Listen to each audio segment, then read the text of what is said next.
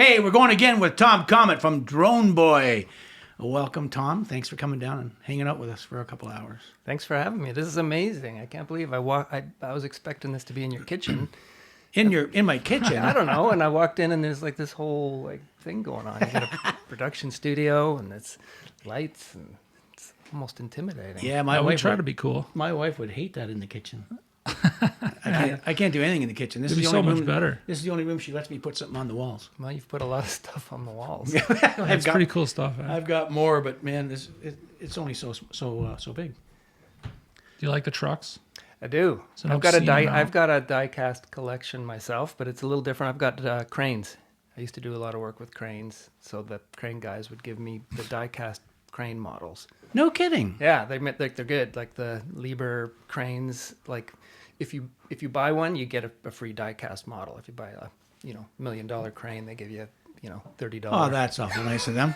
That's hilarious. So the crane guys have lots of them, and anyway, with another gig that I used to do, we used to be doing that. So, wow. Yeah. And you have a crane? I got a few of them. The cats tend to knock them over. So and then they break. did you actually buy enough $1 million cranes to get this collection? I didn't buy any cranes. I bought. Okay.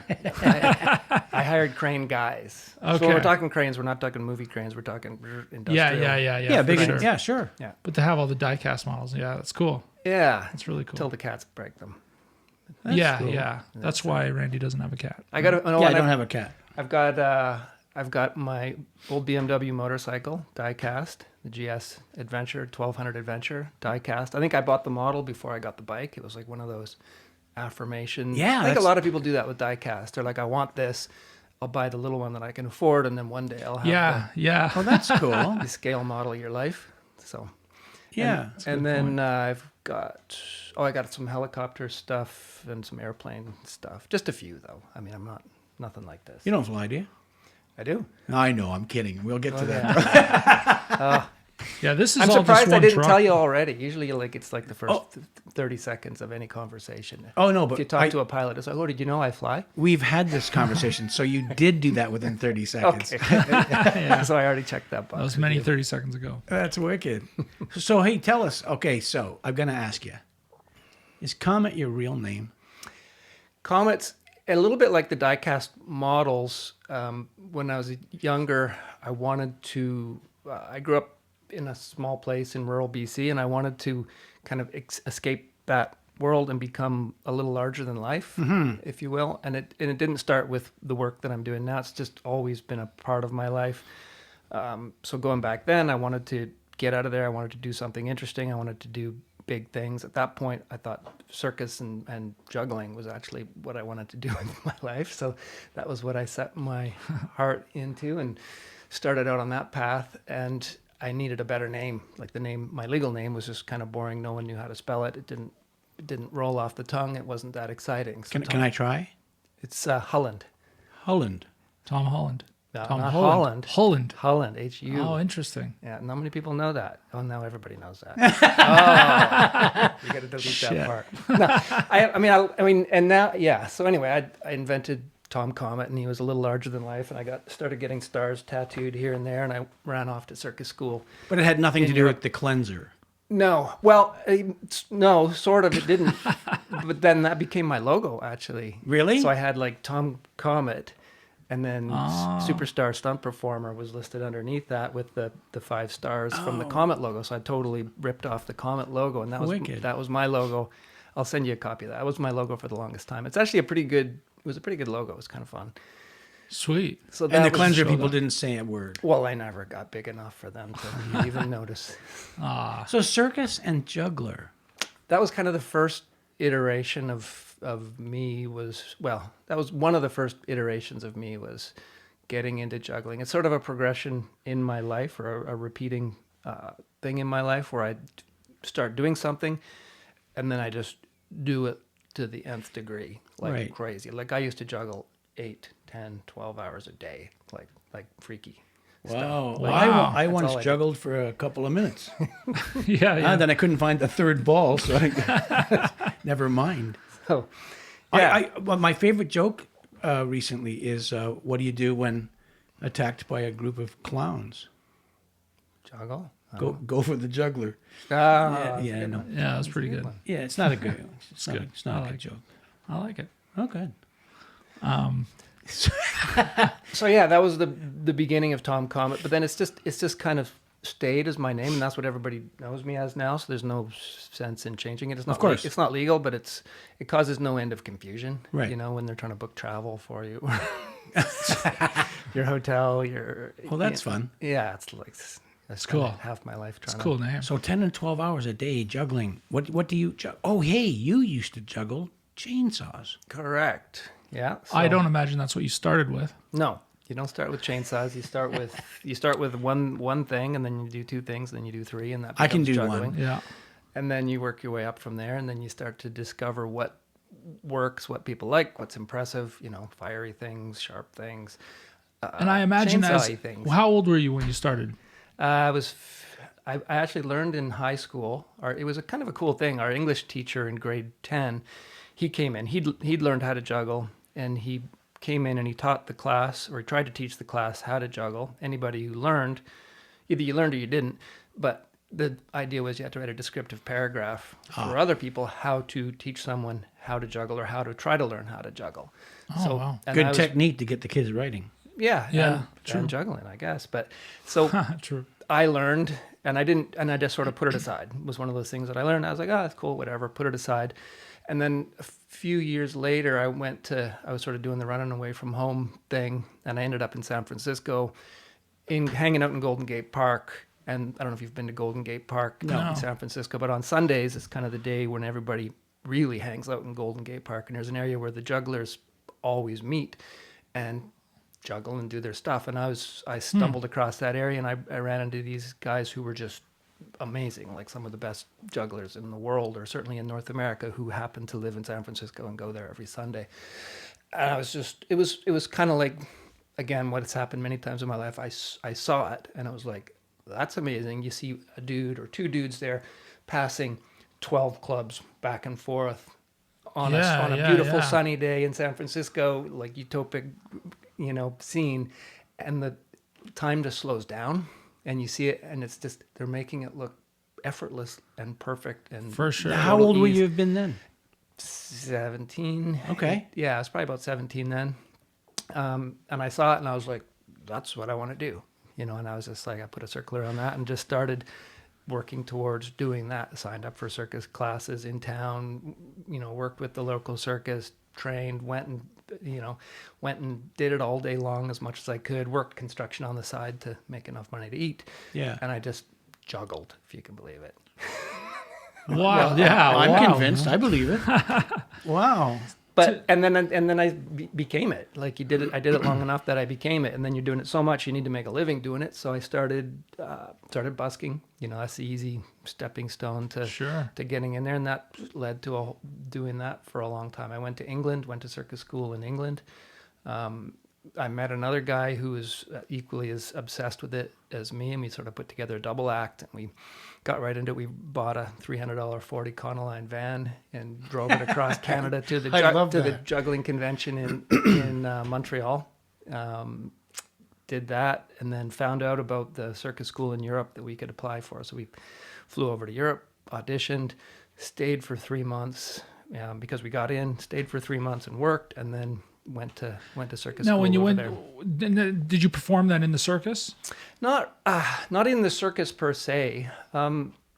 Yeah, Europe's a little different. Like when you say the word circus over here in North America, you get the idea of either Ringling Brothers, old school, almost like lions and tigers and bears, although they're kind of don't really have the lions and tigers and bears so much anymore, or Cirque du Soleil. Those are like the two versions of circus in North America. You go to a place like Europe, circus is a much different thing. There's little small troops. There's it's a lot more grassroots.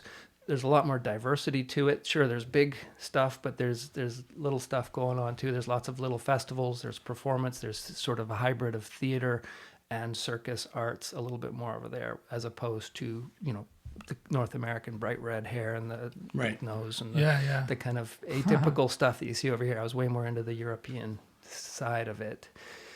And after circus school, we just busked. We traveled around Europe. We followed the sun. We were in Europe in the summers. We'd go to Australia and New Zealand in the winters, and just tour around and He's living everybody's dream. make cash money. It was a dream at the time.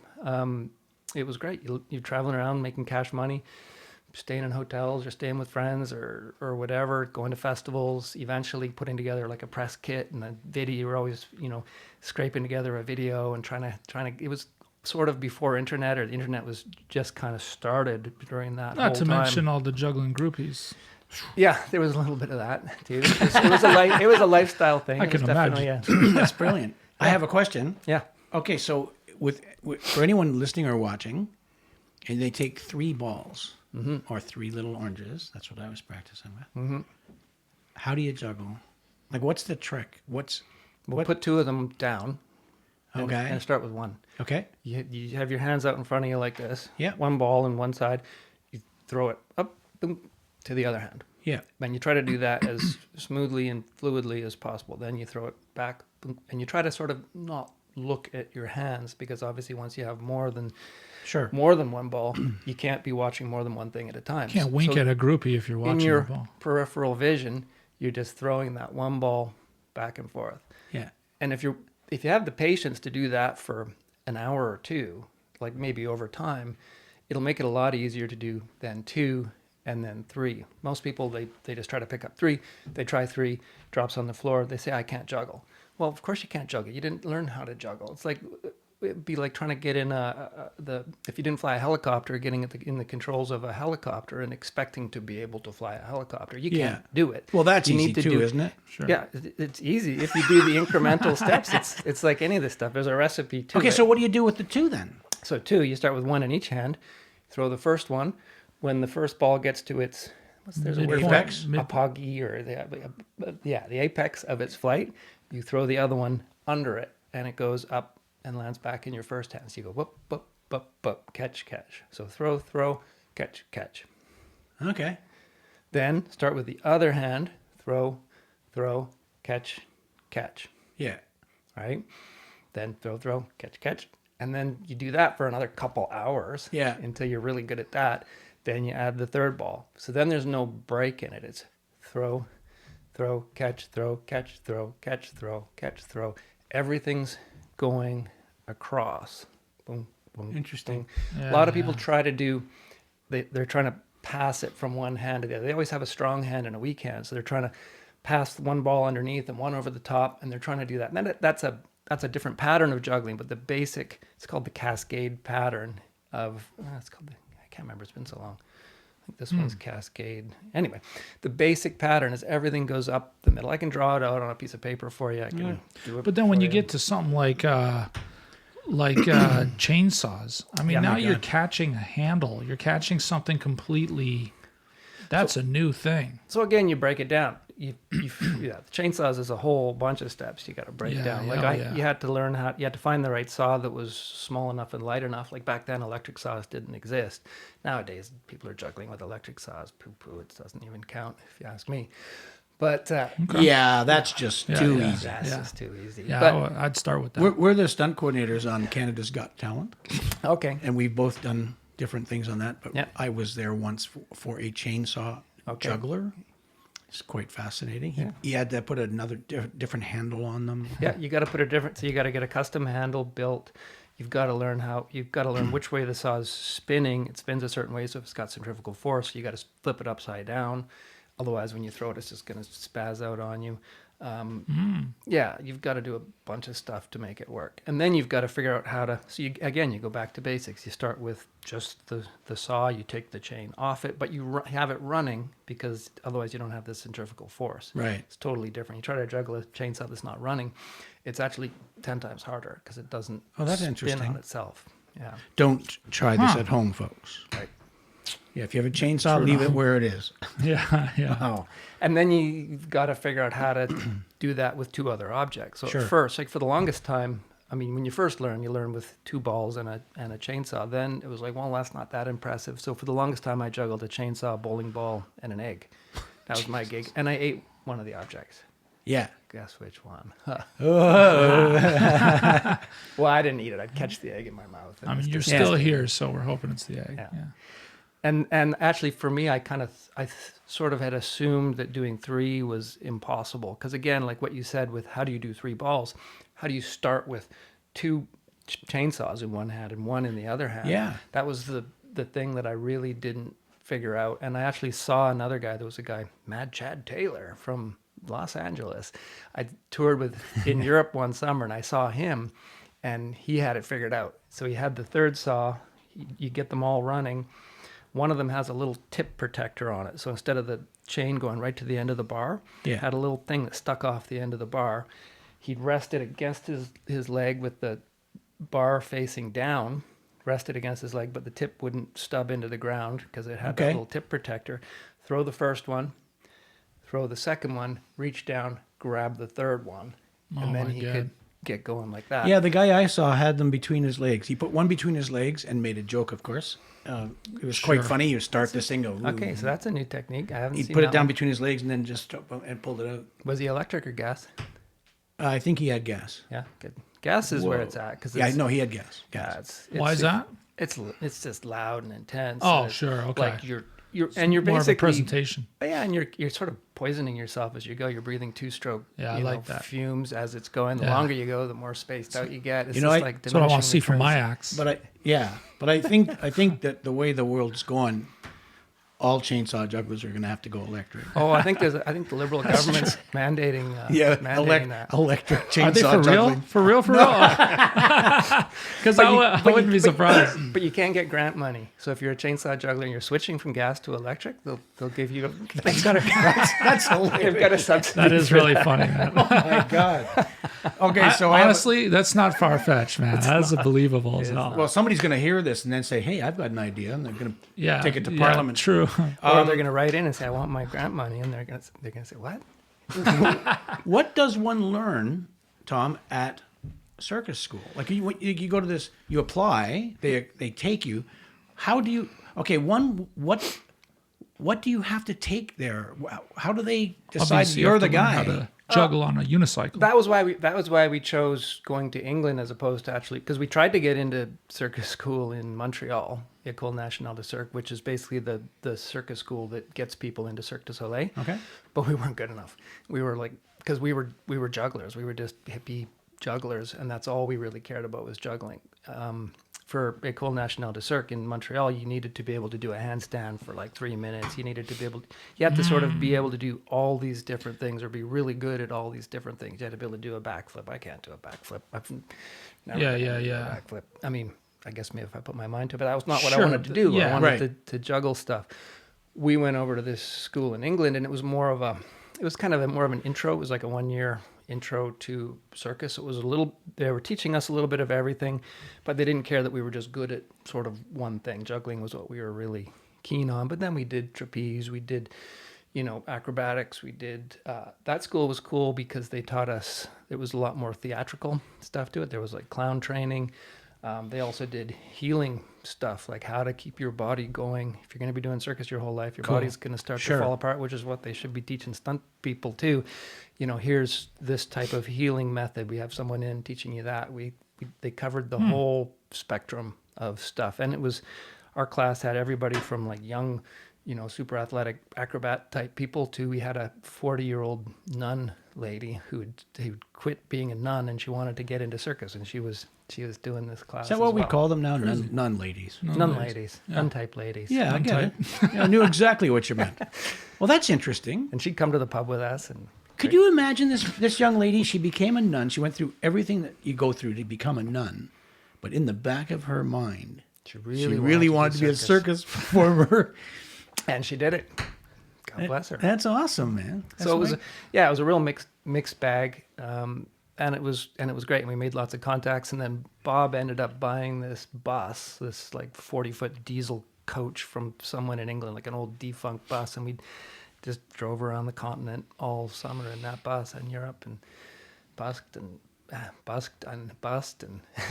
so now when you were young and you were thinking about juggling, what was your end game in mind? I mean, considering that you have a million things that you do and who you are today with Drone Boy, I mean, I've been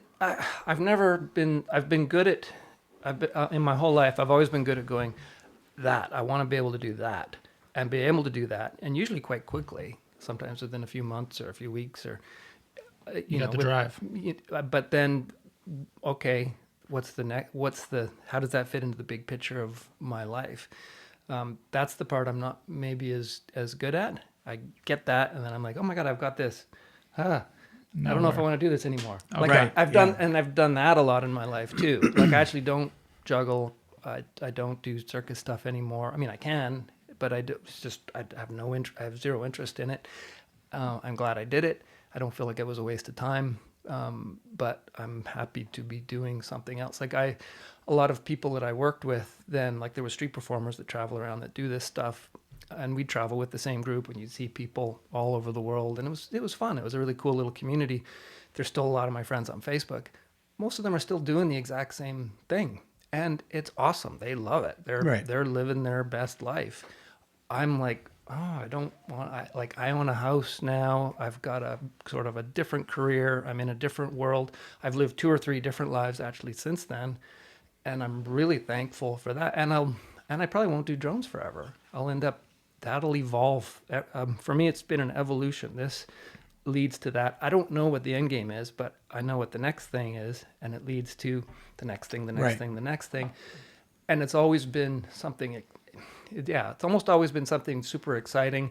You're kind of in the middle of the action, if you will, like with the drone stuff now. We're right at the pointy end. We're with the DP. We're with the director. We're right there where the stunt's happening. You sure the stuff's are. blowing up. Yeah, man. And if anything, we're the closest camera angle to that stuff a lot of the time. I always want to be there. And usually it's doing something stressful. Usually it's doing something that's really hard, something that not many other people would be able to figure out how to do because it's a bunch of different skills put together. Like if you're going to learn how to juggle a chainsaw, you can't just be the juggler. You've got to be someone who knows about chainsaws and mechanics and how to build stuff and fabricate stuff and work with different people that way.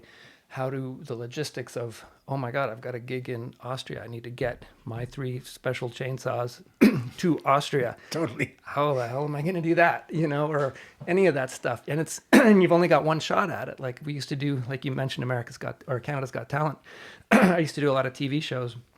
You go out on those TV shows, you do your whole spiel and you got your gags and whatever, and then you fire up the 3 saws, and you got to do it. Like if you fuck it up, it's like everybody sees. Like it's terrible. Not to mention you're juggling chainsaws, but I mean you're the guy crazy. that said you're going to juggle 3 running chainsaws and you messed up. Yeah, man. Wow. Drop one, chain falls off it.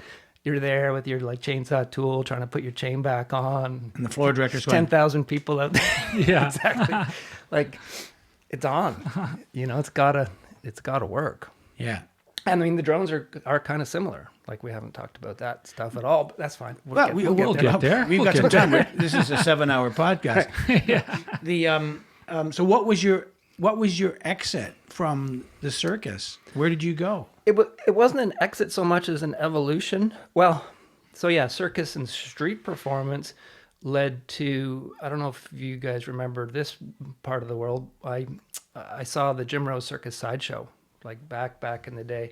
Yes, I remember Jim Rose. Jim Rose, he single-handedly brought the genre of sideshow back to North American culture. Sideshow was something that existed back in the old days. It was like the freak show off the side of the circus. He made that a new thing sort of in the late 90s. He started touring. He did Lollapalooza, was his first big concert with that. He opened for 9 Inch Nails. So he did a tour with 9 Inch Nails, and he had like a traveling, like a rock and roll style freak show. No kidding. Like Bed of Nails, the Tattooed Man, Sword Swallowers, Mr. Lifto, who would lift up heavy objects with piercings in his nipples and his nether regions.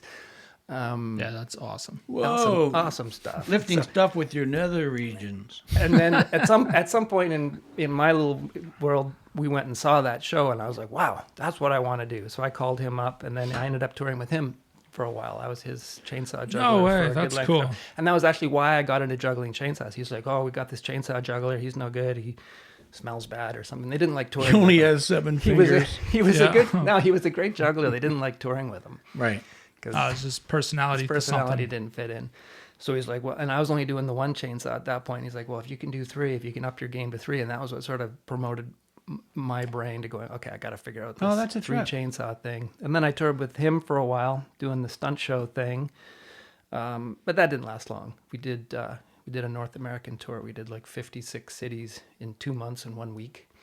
So it was literally like it was like that that's rock and massive. roll thing where you're like, Very what cool. city are we in? Like you're Yeah, looking yeah. down at your set list and it says the name of the city and you're like, oh my God, I didn't know we were in Brings back Dallas. that circus groupie.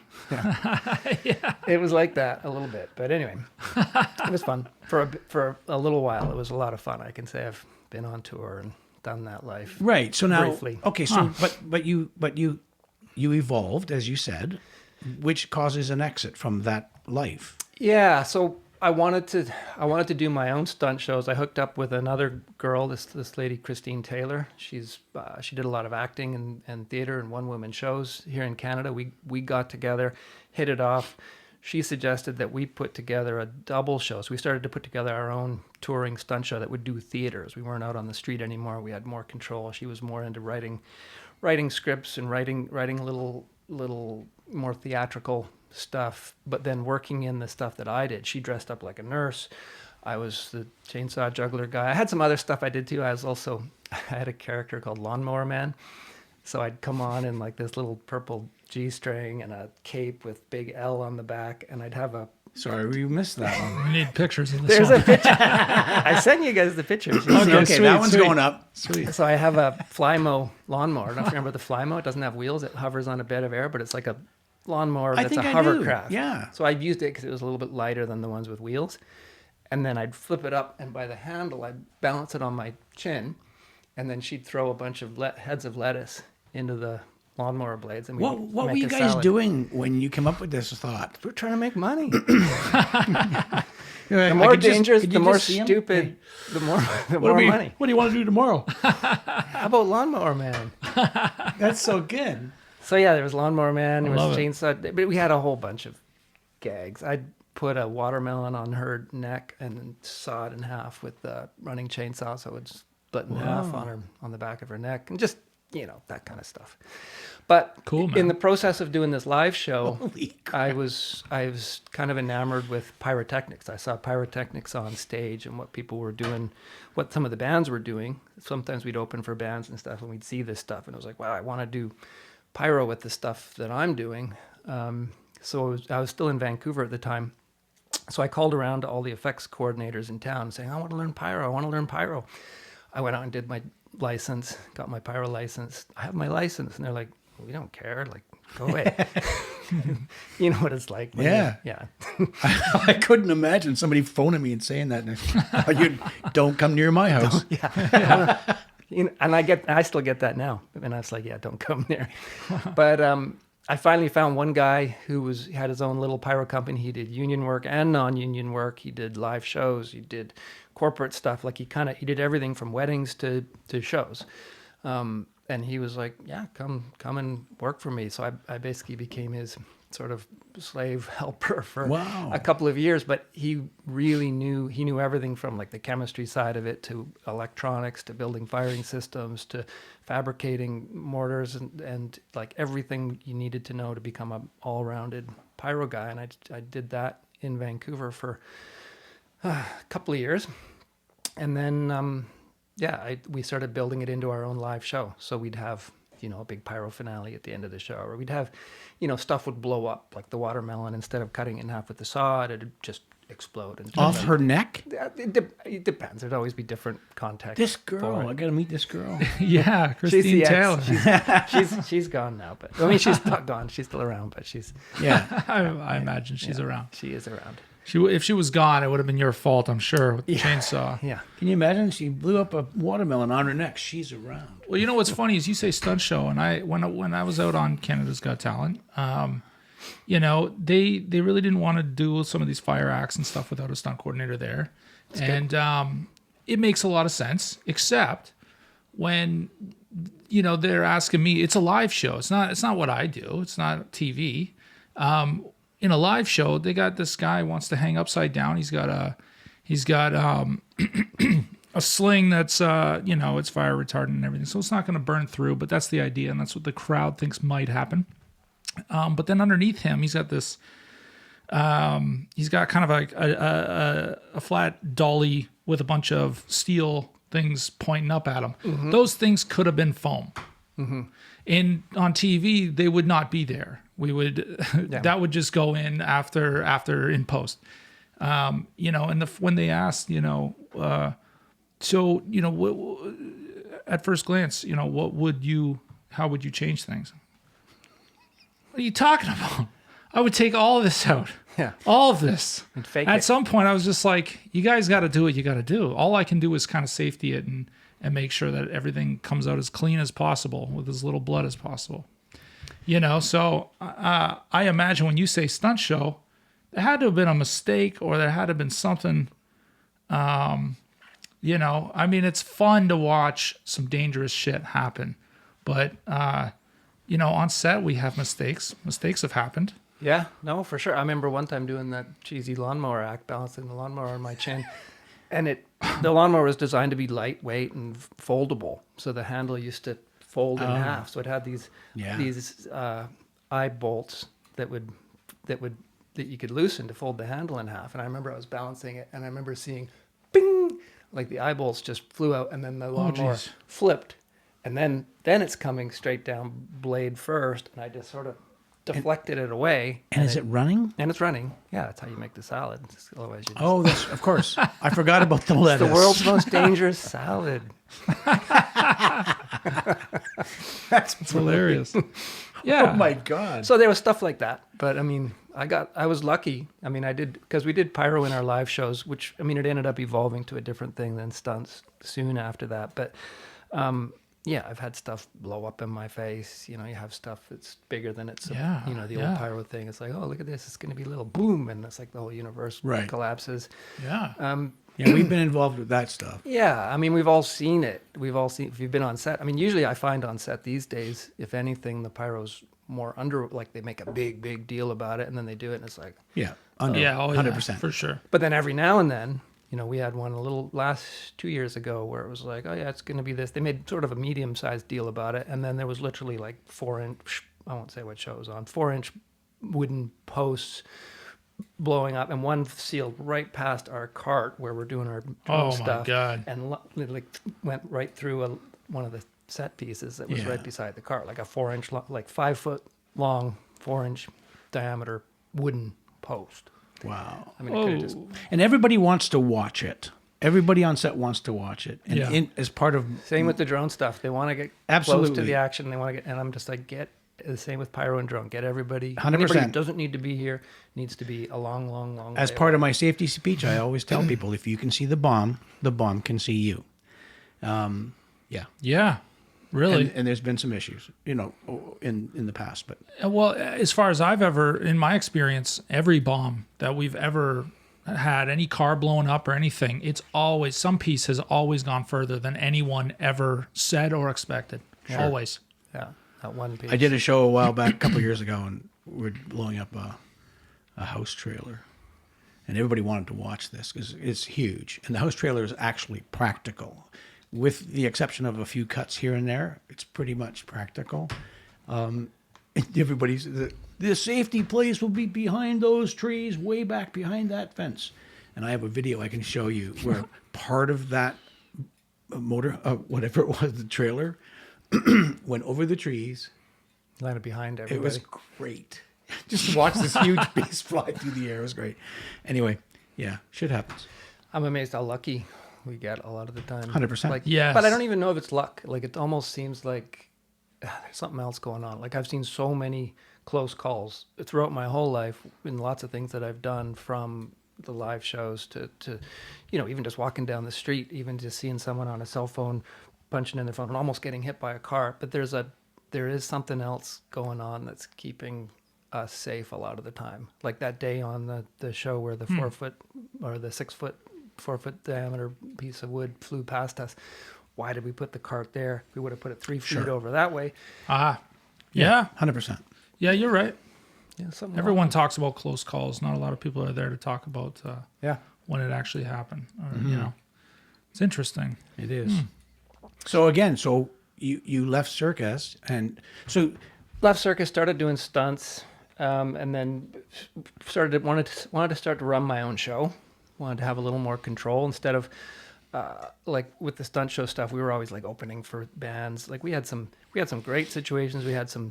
I mean, I was in Australia one time with one of our shows, and I remember had the chainsaw out, and I was trying to get it started, and it wasn't going, and it was a huge Australian outdoor music festival, and there was literally 10,000 drunken Aussies chanting "wanker" and throwing mostly full or partially full beer cans at me on the stage, and it's trying to get the saw going, and it's not going, and then finally they go, and and that was when I was doing chainsaw bowling ball egg, and I did it, caught the egg, and then just like spit it all over, like I just spewed it over the whole front row and stormed off stage, and like, we drove home that night and said, "We're just not doing that anymore." That's It was like that scene out of Blues Brothers when they're behind the mesh, and all absolutely. the bottles are smashing off the mesh, but there was no mesh, and it was cans, but it was unbelievable. There's a video from the side stage, and it's just raining with beer cans and beer and bottles, and those Aussies. Yeah. Do you have that video at all? I can look for it. That's interesting. That's that up. cool. It'd be fun. Yeah, that's cool. That's awesome.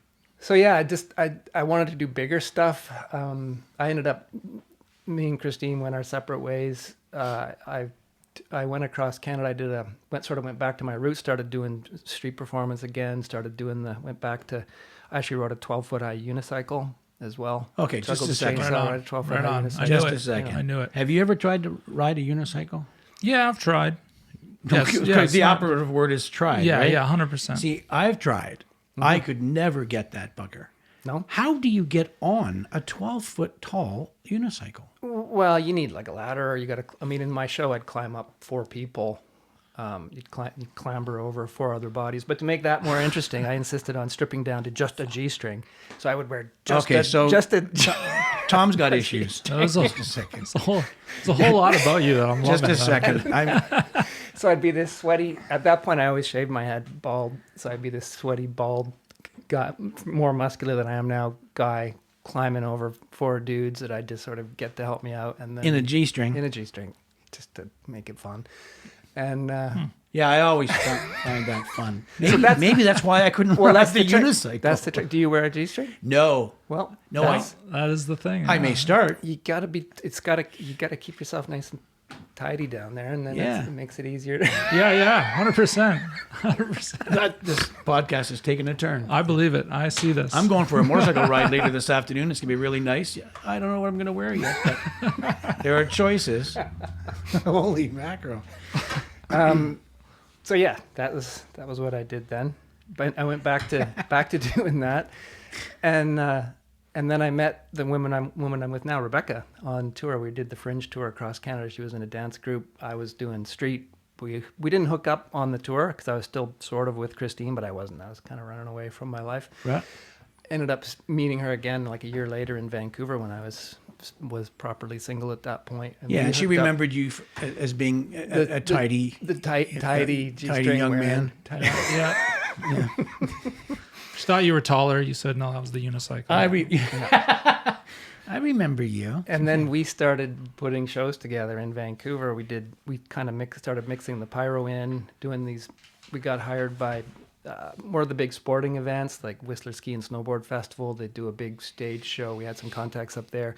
We'd put together a big sort of pyro finale thing with people and equipment, machines, pyro, dancers, acting, costumes. We'd do that kind of thing. But Vancouver kind of had a pretty limited, there wasn't a lot of that stuff going on. We saw some cool stuff coming out of Europe. We saw some of these bigger spectacle performances that you see over in Europe. We decided to relocate to Toronto because she was from Ontario. Her family was out here. And right at that time, the city of Toronto used to put on bigger shows. They'd bring in European groups to do giant shows at Nathan Phillips Square, like these groups like Studio Festi out of Europe. They'd come over with these roaming machines and pyro and music and just these crazy ensemble hour-long spectacle shows, and we were like, wow, this is amazing. We want to start doing stuff like this. So we started putting that kind of stuff together. We built, our first show was called Tricycle. So we built a 20-foot high tricycle, if you will. We cast a clown character, a friend of ours that we know. She was the driver of this tricycle. It had flames. It had a propane flame system that shot out of the chimney. So it shot flames up out of the chimney. It had pyro that shot off it. It had a whole ensemble of characters, and it would roam around city squares or areas, and performances would happen impromptu around it. And then for the finale of it, we'd jack up the front of it quickly. We had these quick release jacks that would pull the front wheel off. The front wheel was big enough that a person could stand inside the wheel, hook it up with a spreader bar to a crane, hoist it 60 feet in the air.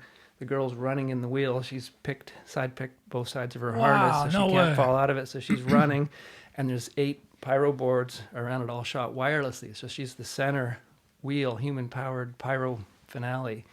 And then there'd be other pyro added to that. So that was our spectacle show. That was our first spectacle show that we put together.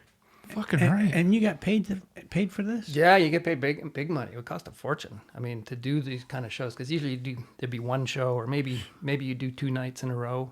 So you'd have to basically cast it. Like, we'd have 25 people in this show. When was this? When would this be? Sorry, early I missed it. Early 2000s, 2004, I think, Really? was when we first Okay. did Tricycle. We moved to Toronto in 2002. We kind of got our foot in the door with the city. Was our first big contact, City of Toronto. And there was one lady there in particular who was really into this kind of stuff, and she took us under her wing and gave us the resources to kind of build our own show and she kind of helped facilitate what we were trying to do. She got us to work with the European groups when they came over, so we could learn from them. And then we started building our own, and we had the opportunity to build our own show between that and Just for Laughs. So we did Toronto, and we did Just for Laughs. Oh, and we did a show out in Prince Edward Island with it as well. Tom, just turn your mic just a smidgen towards your mouth. There you go. Do you find that shows like Canada's Got Talent and some of these shows, do you find that they bring these big spectacles on for everyone to see, and then they become less of a spectacle? Yeah. Because now we're used to seeing all this stuff. It would have been cool to see you rolling through town on a big trike. Totally. And now, I don't think it's the shows like Canada's Got Talent that have done that. I mean, they partially have. We used to get asked to go on those shows all the time. Maybe not Canada, but America's Got Talent. No. We used to go on those shows. We've done those shows a few times. I mean, everyone who's in that world does those shows because it's a way to publicize yourself. Sure, of course. But it's also a way you don't get paid to do it, or usually there's like a stipend. There's like a small amount, but it's not your normal fee to do it. But the idea is you're going to publicize yourself. But then the show itself is taking your talent and broadcasting it all over the world. And basically, you've in some ways given your heart and soul and the thing you've worked for away. Sure, if you're in a position where you can make something of that, or maybe you've got 5 or 6 or 10 other things that you do.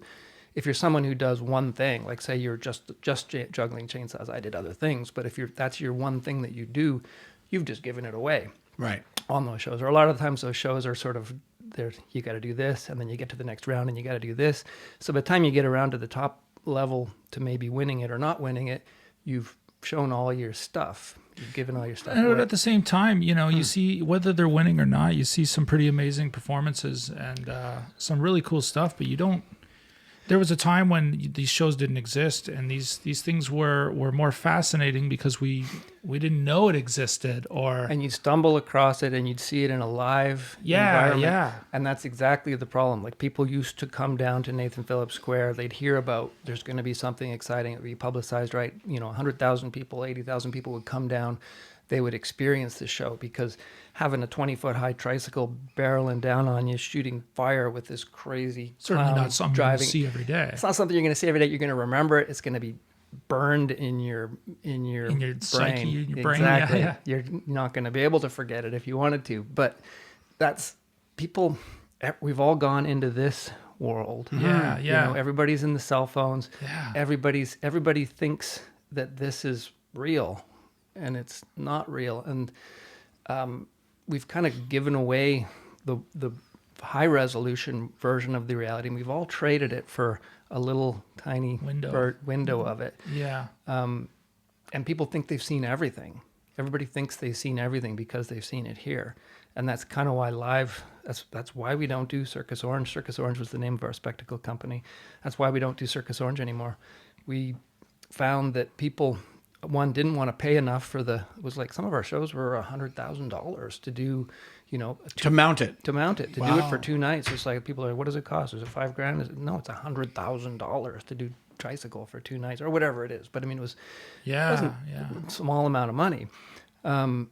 And most of the shows we did were free. They were public outdoor events. So a city or a sponsor or something would have to pay that money to bring that in. And then there's also support. You need that's where the cranes came in. You need the crane, you need the staging, you need the sound, you need the lighting, all of this stuff. So yeah, people, it seems like budgets went down. People didn't want to pay the money because they're like, well, what, I can see it all. I've seen everything right here in the palm of my hand. Did you find that liability, the insurance issue became massive? Everything I've ever done, insurance has been. Yeah, but it's becoming cost prohibitive now, and it's just foolish.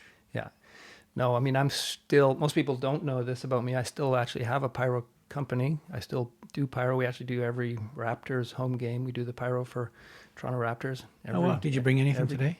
To blow up? Yeah, there's like a giant concussion motor right underneath here. I wired it up. You guys were out having coffee earlier. I can't wait. So you do the Raptors games? We do every Raptors game. I don't. I mean, I've got a team. But it's your company that does it. Yeah. Oh, wicked. Yeah. Wow, man, that's cool. Because once you get it figured out, like once you get the insurance, you get your supply chain, you get your equipment, you do your training. Sure. You get a great client like the Toronto Raptors. You keep doing it. We do some other jobs too. Yeah, That's it's our incredible. sort of regular bread and butter stuff. We used to do commercials, quite a bit of commercials. I never did union. I was never in the union for doing effects. Okay. But yeah, we do a wide variety of stuff there. But again, most of that is outsourced to my team because since 2010, 2011, the drones have I started Circus Orange, and the live show thing was kind of starting to, me and Rebecca felt like we were getting a little older, felt like it was just too much work. Like it was super exciting. Like we were doing shows, we'd take 20 people to Mexico and we'd custom build a show for a city for a one-time event.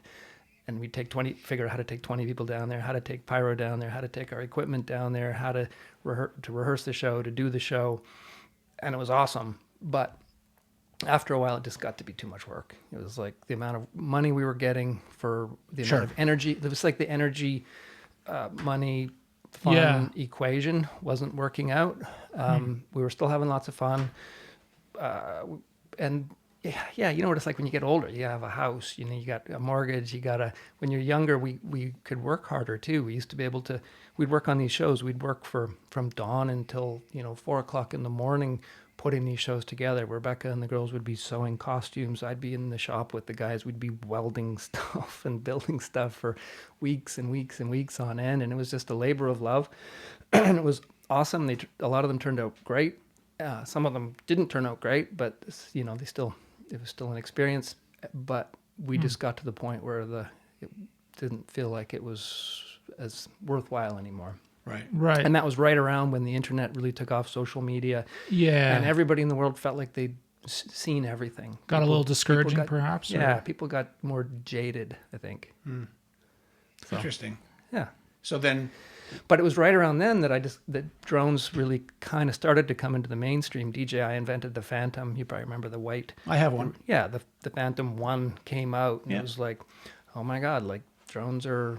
here, didn't even have a gimbal on it. You just stick a GoPro 1 on it, like bolted on there. And then, but again, because I was so obsessive with stuff, I got that. And then it was like the next one. And then I had another one. And then I still had my film and TV contacts because during all that stunt show stuff, I started hosting a little bit. Like I hosted a Discovery Channel special over in the UK.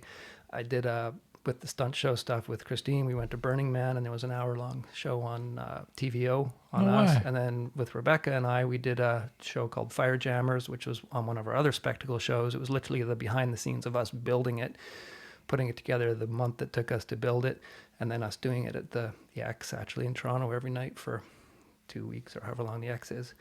So I'd done a lot of TV stuff. So I had contacts there. So right away with the drone stuff, I already had a a contact list of people to do stuff for. So I started filming some of this stuff. Like maybe I'd be asked by Discovery to, oh, we're going to do a blow up thing. I can't remember what it was. We were doing some gas bomb explosion thing. Then I'm like, oh, I'm going to get the guys to do that. Can I bring a drone and film it with the drone, and then I'll sell you guys the footage from the drone? So right away, I was able to push my way into drone stuff a little quicker than maybe if you just started at the bottom and tried to work your way up, because I could leverage the other stuff I was doing. We did the Boots and Hearts Festival. We did all the pyro for that. I brought a drone, and I was like, hey, do you guys mind if I shoot it? And I was trying to build up a demo reel. Again, it's like catch-22 of how do you get a demo reel if you don't do something? How do you get a demo reel? How do you get experience? But you don't have a demo reel, so we're not going to give you experience. Are you doing Boots and Hearts next year? No, I haven't done Boots and Hearts for a couple of years. We were just wondering if you needed a couple of crew guys. No. Yeah. I haven't done it since they moved up to Burles Creek. Near Barrie, yeah. Okay. Yeah, we do the local pyro for all the bands. Like we were the local license, so any band that had pyro on their rider, we would do all their pyro. Oh, that's great. Yeah. So yeah, it was kind of an easy transition to get into an easier transition to get into the drone stuff. So what year did the drone stuff start? Roughly? 2012. Okay. So 10, 11 years and ago. now wait, before this, were you flying? You're a pilot as well? No? Drones led to...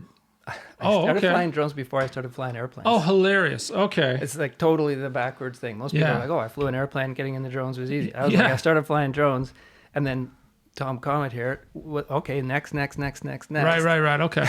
Let's up. And now you're flying airplanes. Now I own an airplane, and we fly to the drone gigs. That's a trip. Seriously. We just got back from Winnipeg. Have you ever shot yourself flying? Oh, yeah. Oh, we do it all. Well, anyway, there's lots there, but I'm starting a YouTube channel on flying called Tom Air, tomair.tv.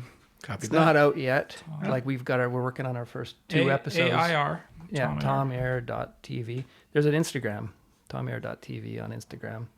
Okay. So yeah, we just got back from Winnipeg. We were on a show called Psycho Killer, shooting in Winnipeg, a union shoot. And we flew out a lot of times with the drone stuff. Some people know this, some people don't. But the LiPo lithium polymer batteries that we use in the drones, they're so high capacity, and they're relatively unstable. And if they get damaged anyway, they basically turn into bombs. These things. This kind of one of drone's dirty little secrets.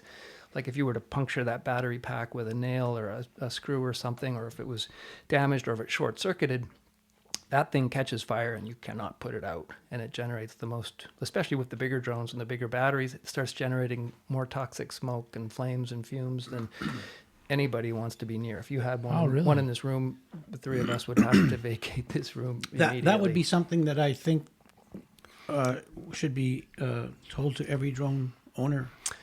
Yeah, I mean, the smaller machines that most people are flying now, yeah, they've made the battery packs almost invincible. They're small enough that they're relatively safe, but still, if you were to take a screw shooter and screw through a drone battery on almost any size drone, that thing's going to spontaneously burst into flame and start smoking. Don't anybody try this. Many drone guys have burned their houses down with charging drone batteries. No way. Yeah, and in the old days, all this stuff wasn't as good. I mean, the stuff we use now is on all levels, including the batteries, night and day, better than what it used to be. They've got the chargers down. The batteries are much better. They're more stable. They're more robust.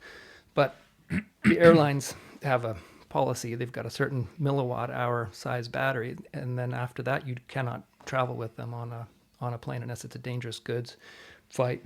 And then it's got to be, as you know, it's got to be packaged a certain way, and it's got to go through certain channels. It can only go on planes with no passengers on it, that kind of thing. So traveling around with these batteries in film, inevitably the production manager calls you, how much pre-notice do you get? Like for us, it's always like, oh, can you be out here in 3 days? And it's like, I can, but my batteries can't.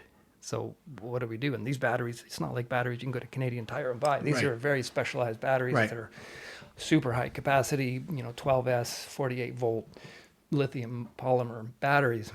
I was going to say that. So we load it all.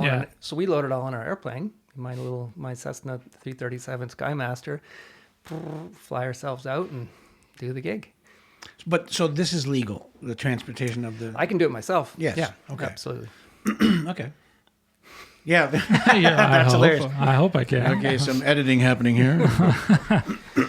No, I can do it myself, but you can't take it on a commercial flight. Right. That's the difference in commercial and general aviation, like what I do. Fascinating. Yeah. So me and Matt flew out in my plane, and then Eric actually flew out commercial. Because if we fly it with all our gear, we've only really got room for 2 people, and then our mountain. Yeah, drone I gear. mean, I've seen your trailers. The gear that you guys take this set is insane. It really is. Yeah. Yeah, and that's what when it gets hard to travel, because like we're so used, like here we have the 24-foot trailer, we've got all our gear, we've got the shop, we've got spares.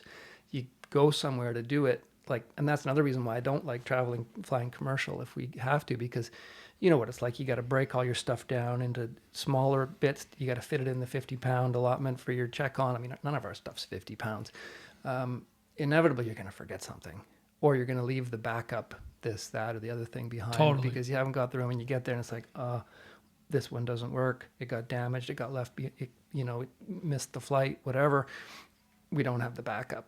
Where in Toronto, whereas if we're working here, somewhere where we can drive the truck and trailer to, we've got everything. Like And if we don't have it, we can fix it because we got the stuff to fix it. I don't know if you've been in Tom's latest trailer. It's incredible. The new trailer's pretty good. Incredible. Yeah, the old trailer was the old effects trailer, and we'd use it on drone gigs. It was kind of an effects trailer that we turned into a drone trailer. Yeah. The new one is purpose built for drone, and if you know anything about drone on set, we're always either first or last, or often first and last, because we're always shooting around everything else. So once they set up the lights and all the other stuff, we're going to see that with the drone. So they usually get us on there when the set's clean at the beginning of the day before everybody's there, or before things start to get busy. And then inevitably we'll be at the very last part of the day. So oftentimes we'll have 8, 9, 10 hours off in the middle part of the day. Right. So in the old days, you sit around in the truck, you walk around, you'd eat too much food, totally. All that stuff. I was like, screw this. I want my life back. So we built the trailer, and the trailer's not just for the gear, it's for us. We've got a big table at the front. It's like kind of almost this big. We've got bunk beds. We've got a microwave. We've got a library of books. We've got stuff to do, so we can go in there. We've got a TV. We can use our time. We can invest our time back in ourselves, because inevitably I'm working on paperwork for the next gig, because we're usually day players too. It's like we're in for a day, and I got to do all the paperwork for that day. You got to do your deal memos. You got to do all that stuff. So it's like, let's just do it. We're here. We're on the clock. Let's make this time more valuable. You spoke about the one you did with Kristen, the Hyundai spot. And it was 4 days for you, which you thought was sort of unusual. 4 days on a commercial, 4 days on anything. Because she did like unusual. 12 days or something. Yeah. If we get 4, like we just had a Nissan job that was 3 days. It was supposed to be 4, but then we didn't end up doing the night. Usually we're a day. Like drone is, I mean, we're a costly package, because we're always a minimum on a commercial shoot. We're always a minimum 3-person team, and then the gear. So the gear is highly specialized. It's not cheap. It's always being like, I just spent, the new Inspire 3 just came out. Like we've been on the Inspire 2 for 6 years. I was going to ask you about this. I've been through a dozen Inspire 2s. The Inspire 3 just came out.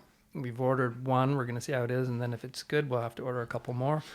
It's $25,000 US for the package, and we'll have to have a few of them. And in a year when there's this writer strike going on, of course. Yeah. So we're constantly updating the fleet. We bought another Alta X, our big heavy lift machine this year too. So we have 2 of those, because we used to have the X, a really heavy lift machine, and then we had the 8 if the X wasn't functional or as a backup. But it wasn't as high a capacity. Now we have 2 identical units of our heavy lift. We'll have 2 or 3 of the medium lift, and you got to have them all there ready to go. Sorry about the water bottle noises. It's all good. It's all right. Sounds like me doing sit-ups. So your heavy lift, you're talking carrying cinema cameras. Yeah. So the heavy lift, the Alta X's are, we call it the Ultra. What do I call it now? If I market it as Ultra Heavy Lift, I think. So we got ultra heavy lift, medium lift, which is the Inspires, and then small stuff, and now FPV too, which is a whole nother bag of nuts, as you guys know, because that's usually what we're working on with you. But the Alta X, the heavy lift machine, it'll fly a 35-pound payload. So pretty much any camera and lens package that they want to throw at us. Because in the old days, like we'd have, a big octocopter 8-bladed machine, and be like, well, that's a giant drone. And then the DP would come out with the camera. It's like, okay, no problem. Then they come out with the lens and it'd be like, oh God, here we go. The lens, it's too big. We got to tell them we can't do it. Yeah. And the last thing you want to do is tell Absolutely. anybody in film that you can't do anything. Totally. That's your last day on that job. So you got to figure out a way to do it. So when FreeFly came out with the Alta X and it can carry 35 pounds, now all of a sudden we don't have to say no. It's like, Now, yeah, do you we build can fly this it. rig No. yourself? No, we used to. I used to build all my machines up until the Alta 8. We built everything before that because there really wasn't stuff off the shelf that was good, reliable, specialized enough to to really do what we needed it to do. Since then, I think drones have become not mainstream enough, but in demand enough in film and TV that there's definitely an industry building these things. There are still people who build their own, and that's great. We know how to do it. There's value in knowing what goes into your machine and how it works, how it thinks, because you're basically building a system out of a whole bunch of really specialized components, and they all need to work together. You can learn a lot building machines, and I think everybody who flies heavy lift drones should at some point have built one. The way the industry is now, there's not any value in that, I don't think. And a lot of shows, they won't let you fly home built or like Franken-drone, they'll call Right, it. Franken-drone. Yeah. So if the Inspire 3 is 25 grand, what's one of these huge heavy lift deals worth?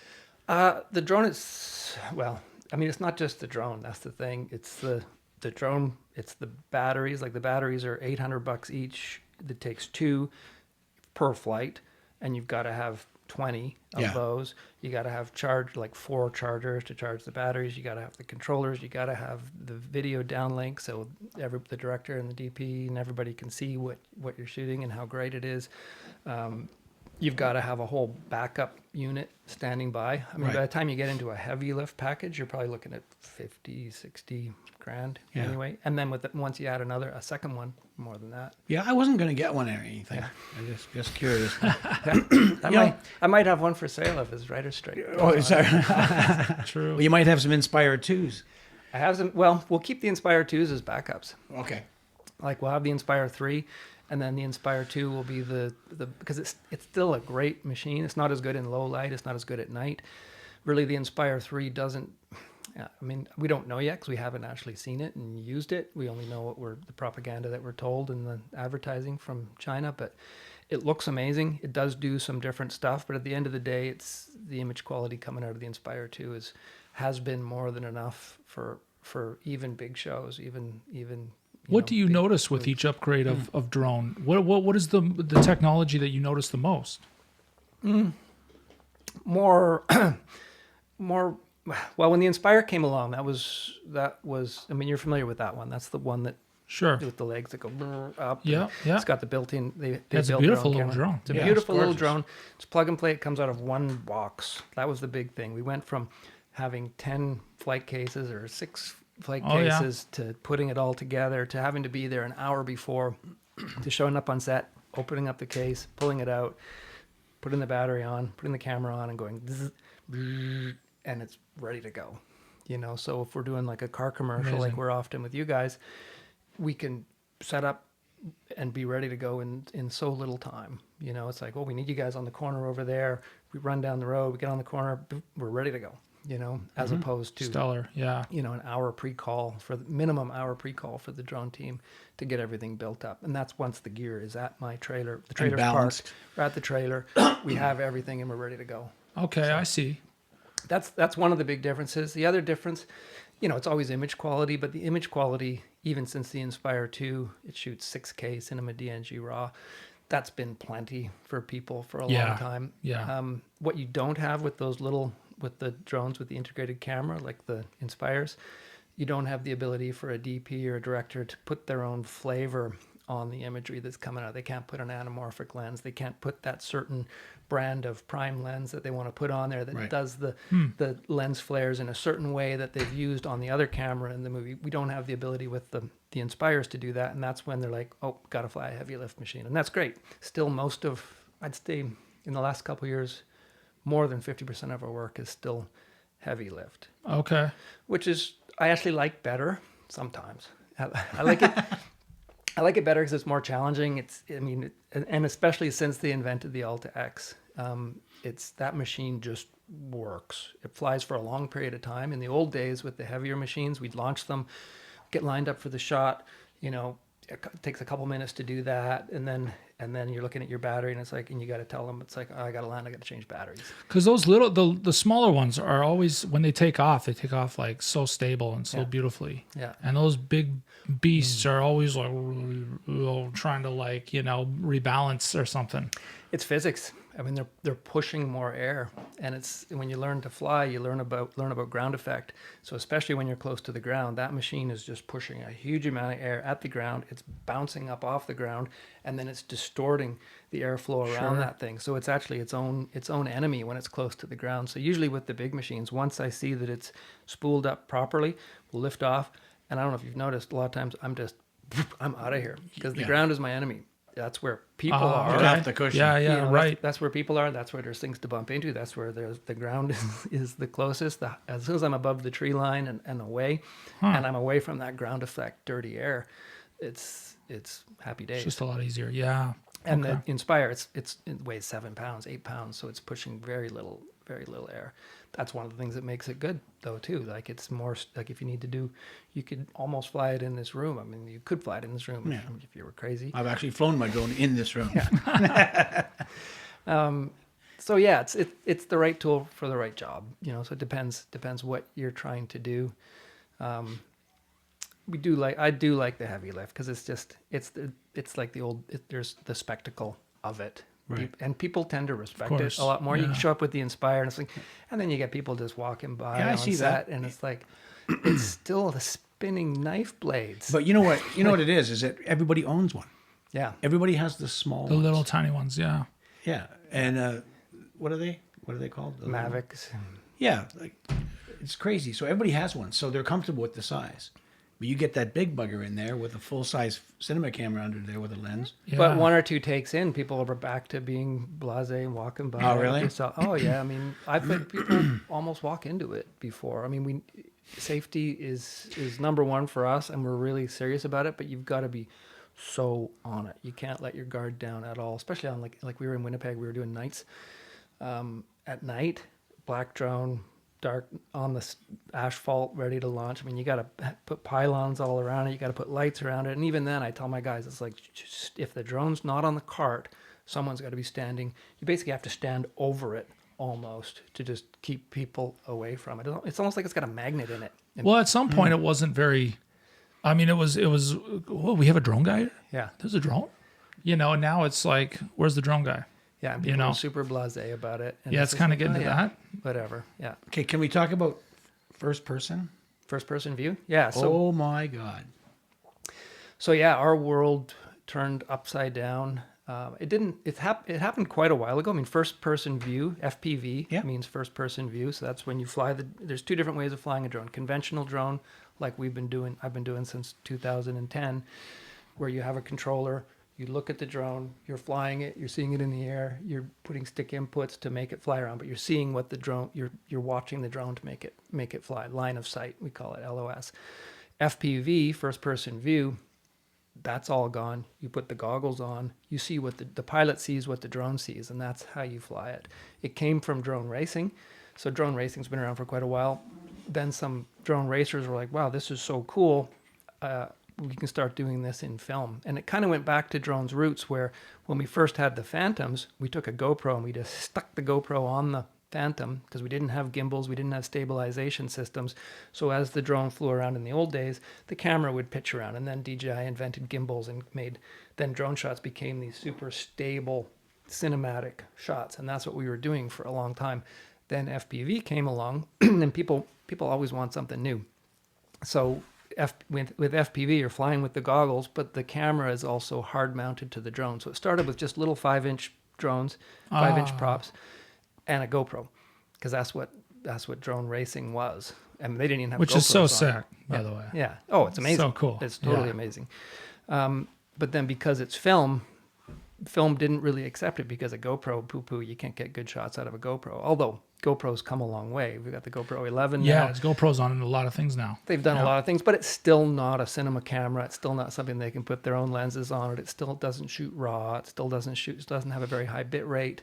It's not a great camera for film because they need to grade it with, their Arri Alexa 35 or something, and the GoPro is just going to look like shit compared to that when they're doing the edit. So we started making FPV drones bigger, and then the Red Komodo came out. So Red came up with a smaller version of the Red camera, the Komodo, and we have the ability to put that on an FPV drone. So at first it was hard mounted. So again, when you're flying more like a bird. Like when you roll or pitch, the camera is rolling and pitching. It's not staying stable. So it has this dynamic flight. And people who were doing car commercials loved it because it was like, we can fly through the trees and we can get right in there on the make it look like action. Back three-quarter panel of the car and make it look like we are actually flying right next to the car. That Lexus spot you guys did with Andrew through that the Lexus trees? spot was one of the very first ones we did. Incredible. That was so sweet. Incredible stuff. And that was GoPro.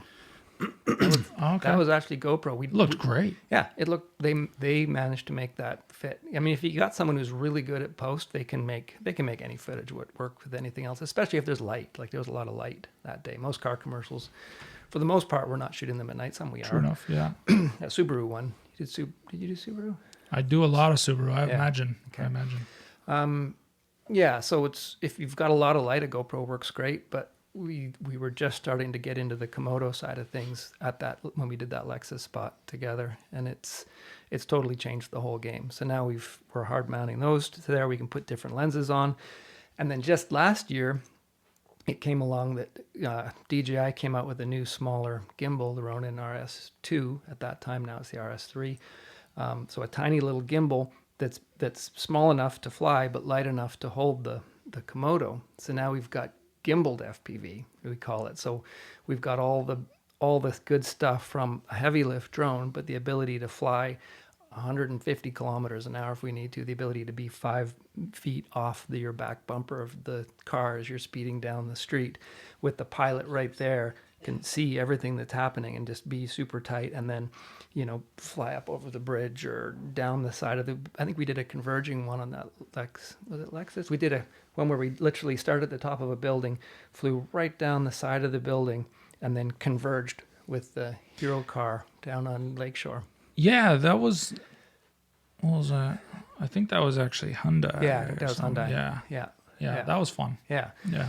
So we've got the ability to do these shots no one has ever dreamed of before. So that's hard mount.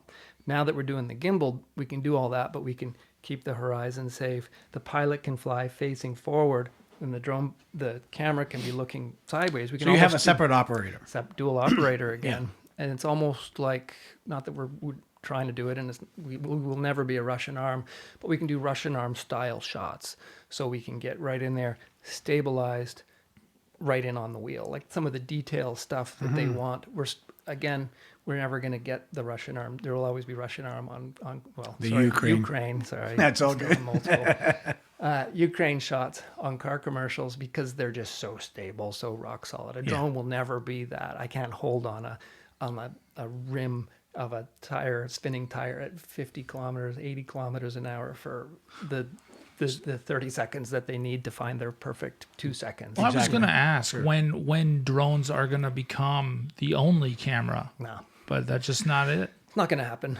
It's not going to happen. I mean, thankfully, we're just a part of the picture. I mean, there have been drone-only shoots for sure. People have done it just as an experiment or more of just a publicity stunt. But it's not practical. No, it's not. I mean, it's still, spinning knife blades. That video that you did where you flew into your house past your wife, it was incredible. Yeah, actually, can anybody see that? Yep. Yeah. Is it on YouTube or anything? It's on Vimeo. It's on our Facebook.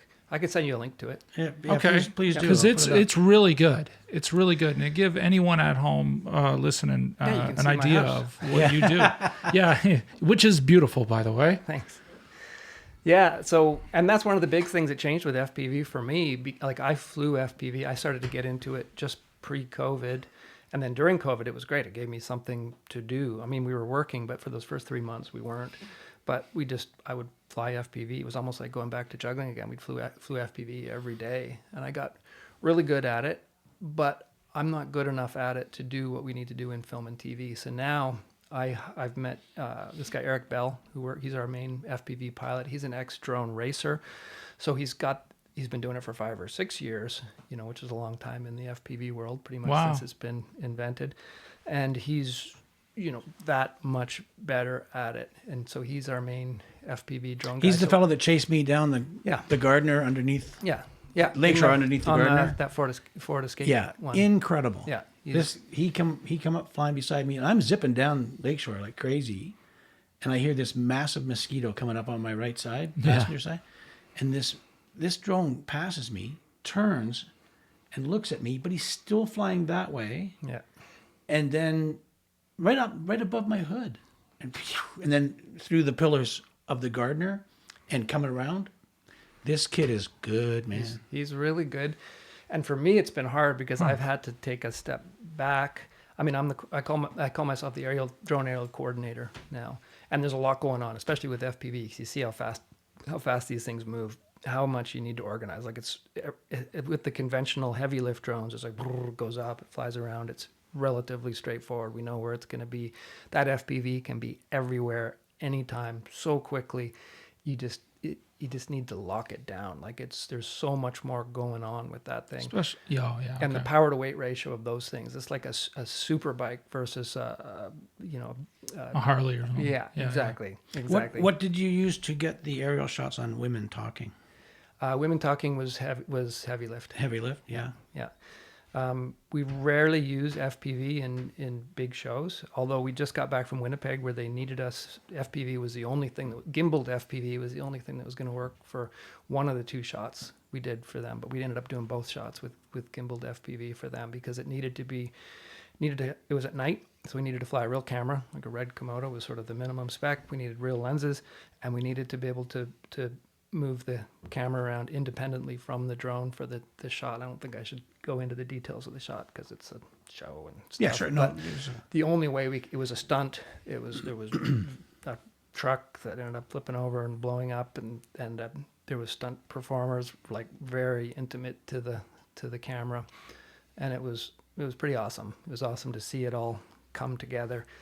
And it's nice, and it is nice. Like at first, it was hard to not be the guy who's actually doing it. But Eric and I have worked together now for 3 or 4 years now, and we just have a trust. Like he's part of that. He's the FPV team. He's the pilot, and I'm the guy who's outside of the goggles because he's literally. I mean, you've seen the way it works. He's sitting there in a chair, and he's kind of like he's like covered. He's covered over, and he's like, don't talk to me. Like I'm the only one who talks to him usually, unless we're out and we're finished and we're talking about the take or what we're going to do different next time.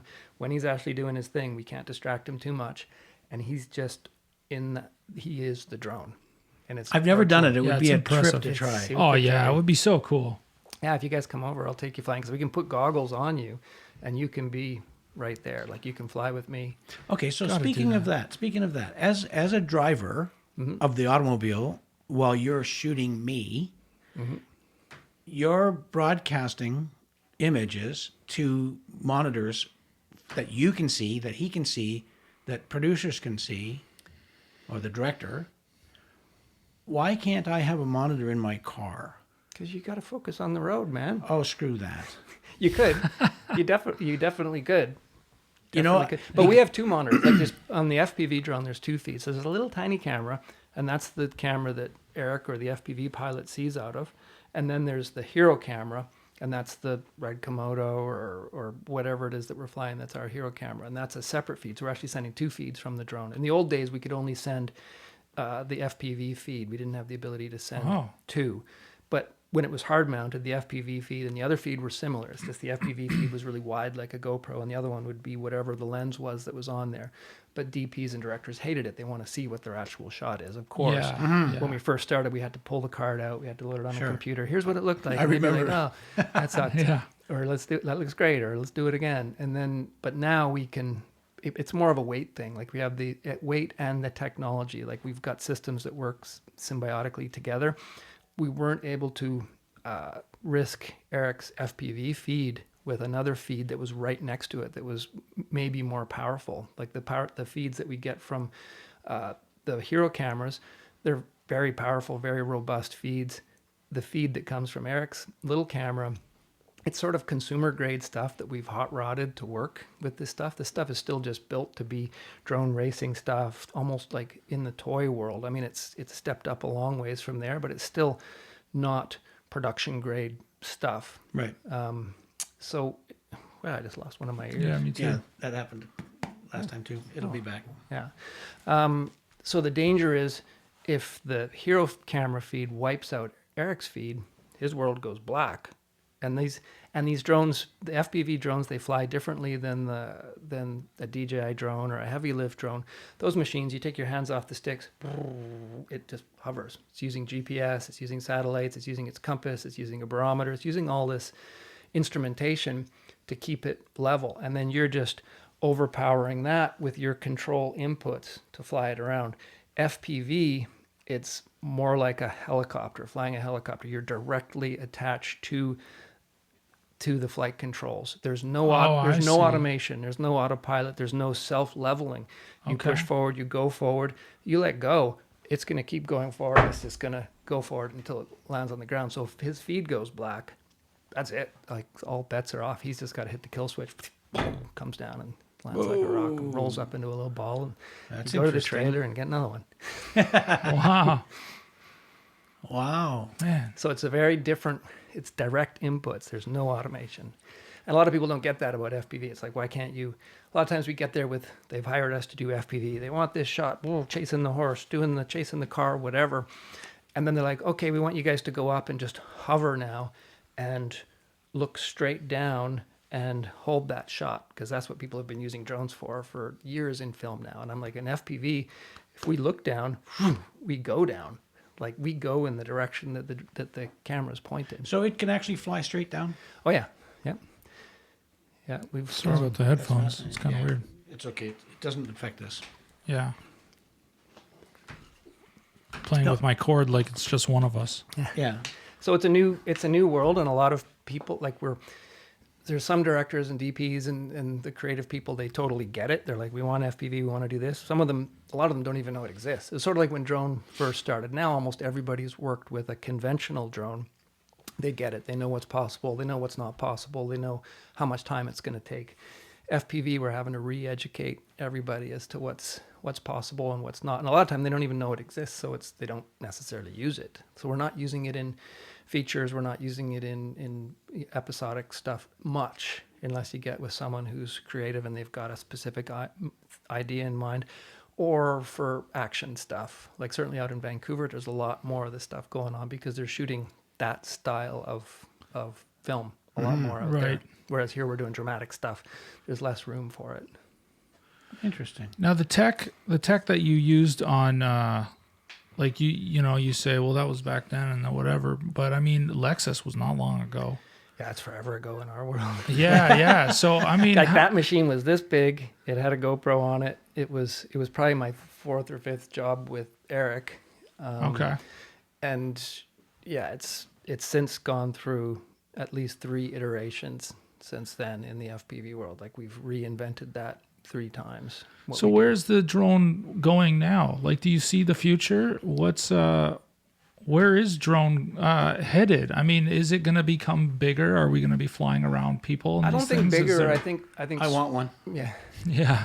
I think smaller, or sort of. I think this Inspire 3 is a good example of where the technology is going. Again, we won't know until we get our hands on it. But from what we see in the advertising and what they say about it, it's got a ground station. So with drones, like I said before, it's using all these sensors to keep it stable in the air. It's using GPS satellites, compass so it knows which way is forward, a barometer so it knows how high up it is, IMU, inertia monitoring unit inside so it knows which way it's being pushed around by the wind. Those are sort of the old school sensors in a conventional drone to keep it stable. That's why when drones first came, when the Phantom back in 2012 came on the market, that's why almost any idiot who bought one could almost fly it right out of the box. Like it sort of flew itself. Before then, drones, you had to make it yourself. You had to solder it all together and make it work, and and et cetera, et cetera. And then it didn't have enough sensors and automation to make it easy enough to fly. Now they've upped that even more. So with the new stuff, you've got a base station. You stick a tripod down. You put an RTK GPS on it. It sits there for 15 minutes. It triangulates perfectly with the GPS satellites in the sky. And then it sends that feed to the drone. So the drone is flying around with its own GPS, but then it's getting knowledge and information from its base station. So it knows even more precisely, literally to centimeter accurate precision, where it is. So now you can do with this new stuff, you can do waypoint missions. So you can either fly a mission and record it. So you could fly it with, say you have a set with buildings and stuff and a street and the horses and buggies. Take all that stuff out of the set and just have the set there, fly it, and then try it, repeat it, press play. It'll fly that waypoint flight path again perfectly. While you're flying it, you can point the camera any which way you want. You can fly it at different speeds if you want, or you can tweak it. You can go on screen and you can actually pull this waypoint a little bit further over this way.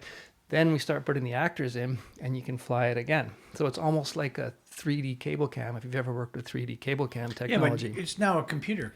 It is a computer, absolutely. So you can replicate the shot. Replicate the shot over and over, and then tweak it with speed, and then tweak it with camera angles. But we haven't seen it. We haven't played. We haven't, and then added to all that is all its obstacle avoidance. So it's got all these cameras built into the sides of the drone that aren't there to shoot your movie. They're there to look for stuff that it's going to potentially bump into, from actors to a power line to a building to whatever, and then either take evasive action based on what you've told it to do. Get within 3 feet of anything. Don't get closer than 6 feet from anything. You can set how close you want it to get to potential threats, whether that's a person that's an actor that's not on their mark, or a building, or somebody put a piece of set in that wasn't there from the last take, and it will not bump into those things. And it's doing all of that right then. Like, it's so much computing power that's flying in this drone, and it's all purpose built just to do that. And so we're all worried about artificial intelligence stealing our jobs. Are you worried at all? Yes and no. I mean, yeah. I mean, I think this whole AI thing is going to take over everything. Yeah. We've talked about this. Like, people are just going to say, make me a movie with something like Vin Diesel and some cars and but reminiscent of the James Bond Moonraker, and with a girl that looks like this, and then blow everything up at the end, a little bit like Die Hard. Do it, and then there will be that movie. I mean, if you look at the way this stuff is if you look at how fast this stuff is evolving, yeah, it's terrifying. It is. Now, having said that, eventually, similar to our excitement for giant trike shows, and your excitement sort of dwindling and needing to move on, I feel like we're going to do that with movies and TV. I mean, if a crew of real people aren't the ones doing it, why do we give a shit?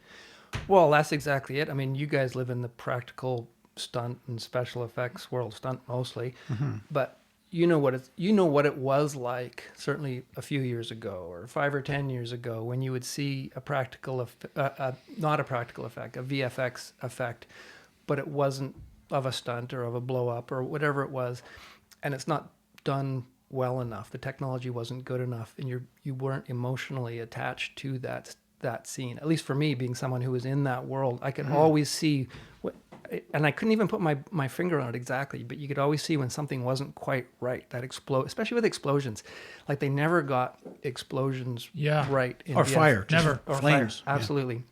Yeah. And you see that, and you become detached, and you just don't give a shit about it. And we're at that point now, I think, with this stuff where it's not good enough yet. But now certainly with VFX, you see some of it, and it's getting pretty flawless. I mean, it's beautiful. It really is. And the best stuff is stuff that's based on real. They take real and then they clone it, or they make it bigger, or they they enhance something. They enhance it, but it's still based on real. So I think it's still going to be, certainly in the near future, it's going to be based on real.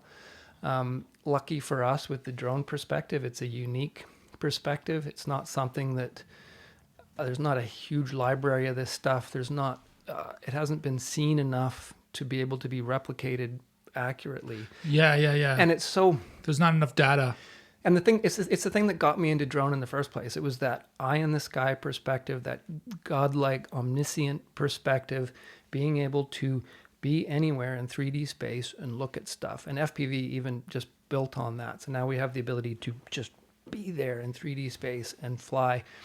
I don't think computer AI technology is going to be able to capture that immediately. So I've probably got a few good years left. Interesting. A few. Speaking of, I don't know. do you feel that drones are overused? Yeah, no, I do. I mean, I find I often joke with Rebecca. We're watching something, and I'll be like, "Wow, I really like that show. There was no drone shots in it." Yeah. I find That's a lot fine. of the times the drone. I mean, because I'm in it, it'd be like with stunts with you guys. It takes you out. You're looking at the technical. Like as soon as a drone shot comes up, I'm not looking at the shot. I'm looking at the edges of the screen 100%. to see how stable they are. Is awesome. is their horizon off a little bit? Oh, they're a little bit left of center on the road, and it's supposed to be a perfectly, symmetrical shot following the car on the road or whatever it is. I like it when it's either got to be part of the story right from the start. Like if they just sort of bolt on a couple of drone shots, like, oh, we got an extra budget and we got 3 days of shooting left. Let's bring out the drone, that doesn't work.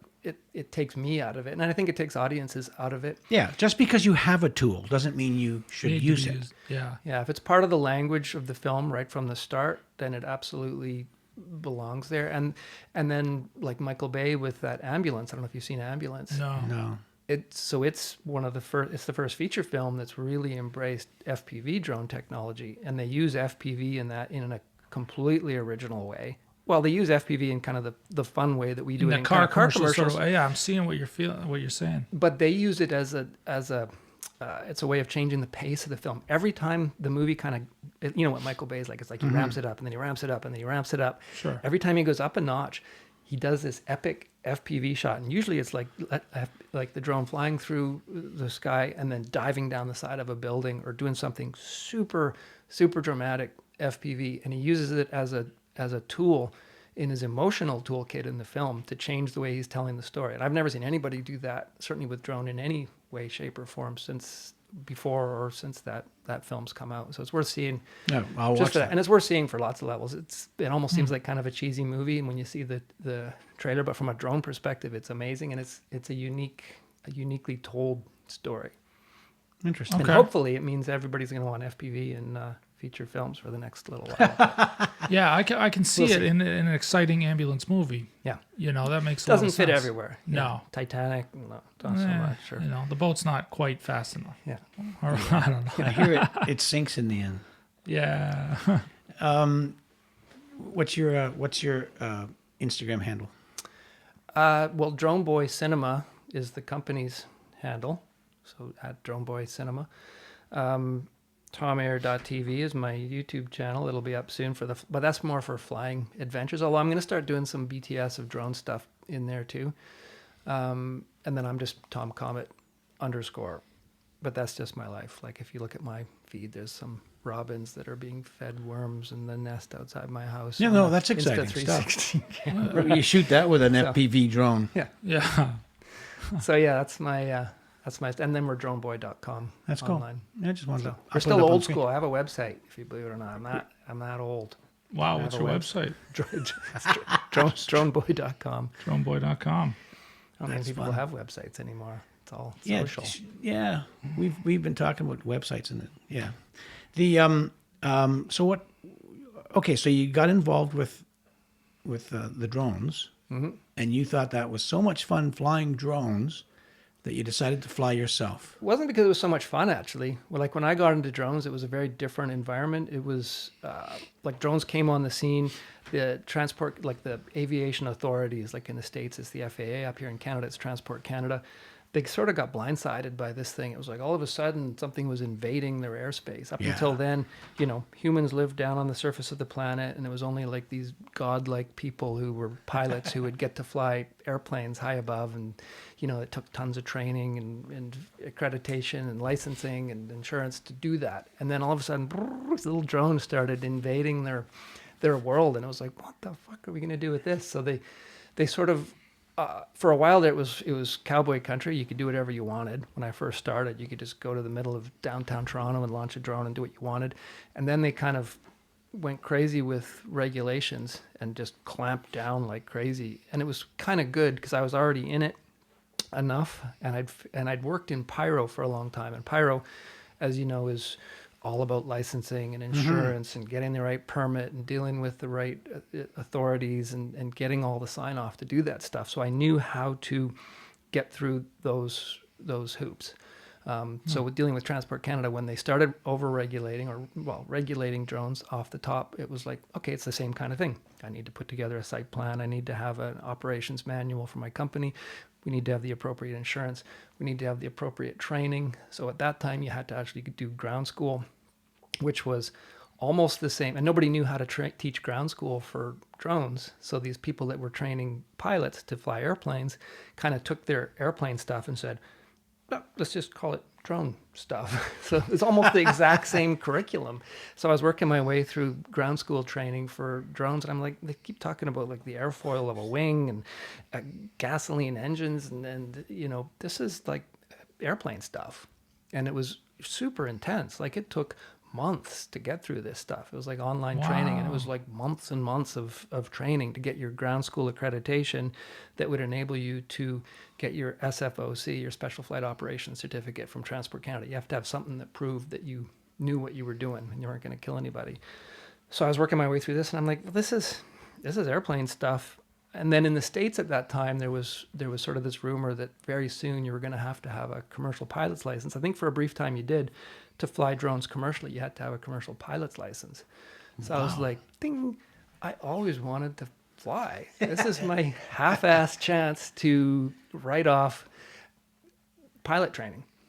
So I went for my first flying lesson, transferred my drone ground school to real world airplane ground school, and worked my way through that. But because I'm Tom Comet, I just went boom, boom, boom, boom, boom, kept going. Like right away, I partnered with a guy. We bought a 172.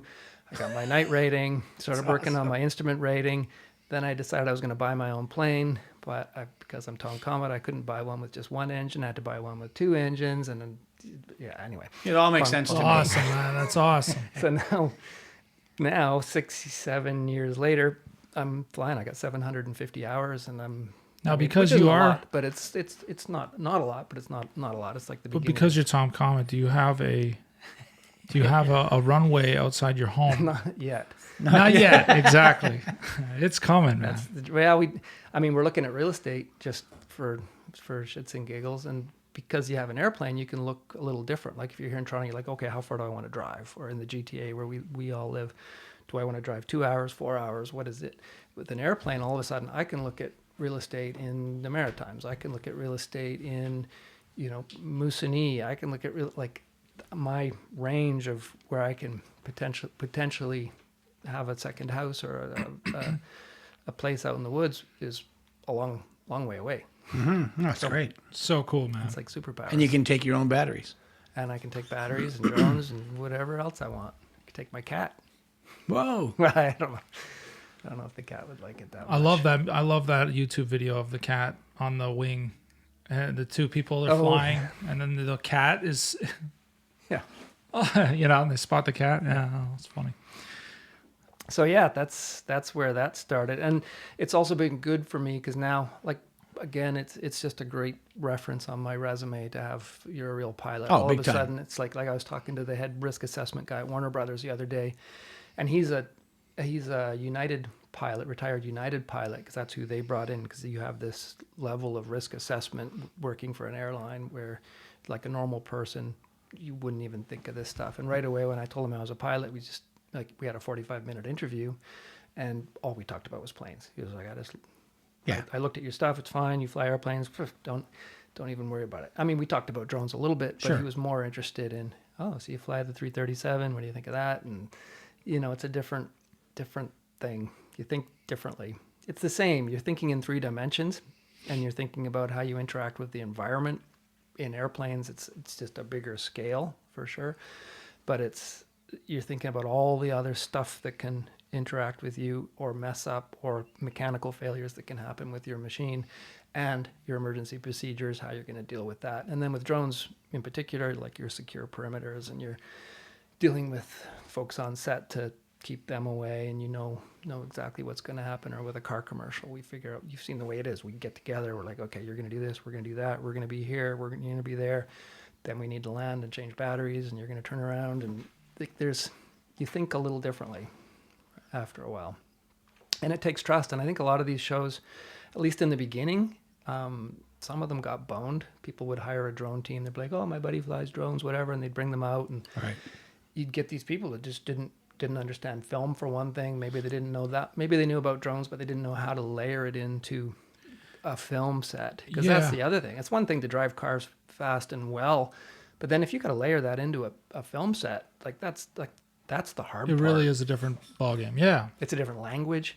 It's like the military of this whole like rank of people you're dealing with, and who you can talk to, and how you talk to different people, and different words for things. And it's awesome, but it definitely takes time to learn to navigate that.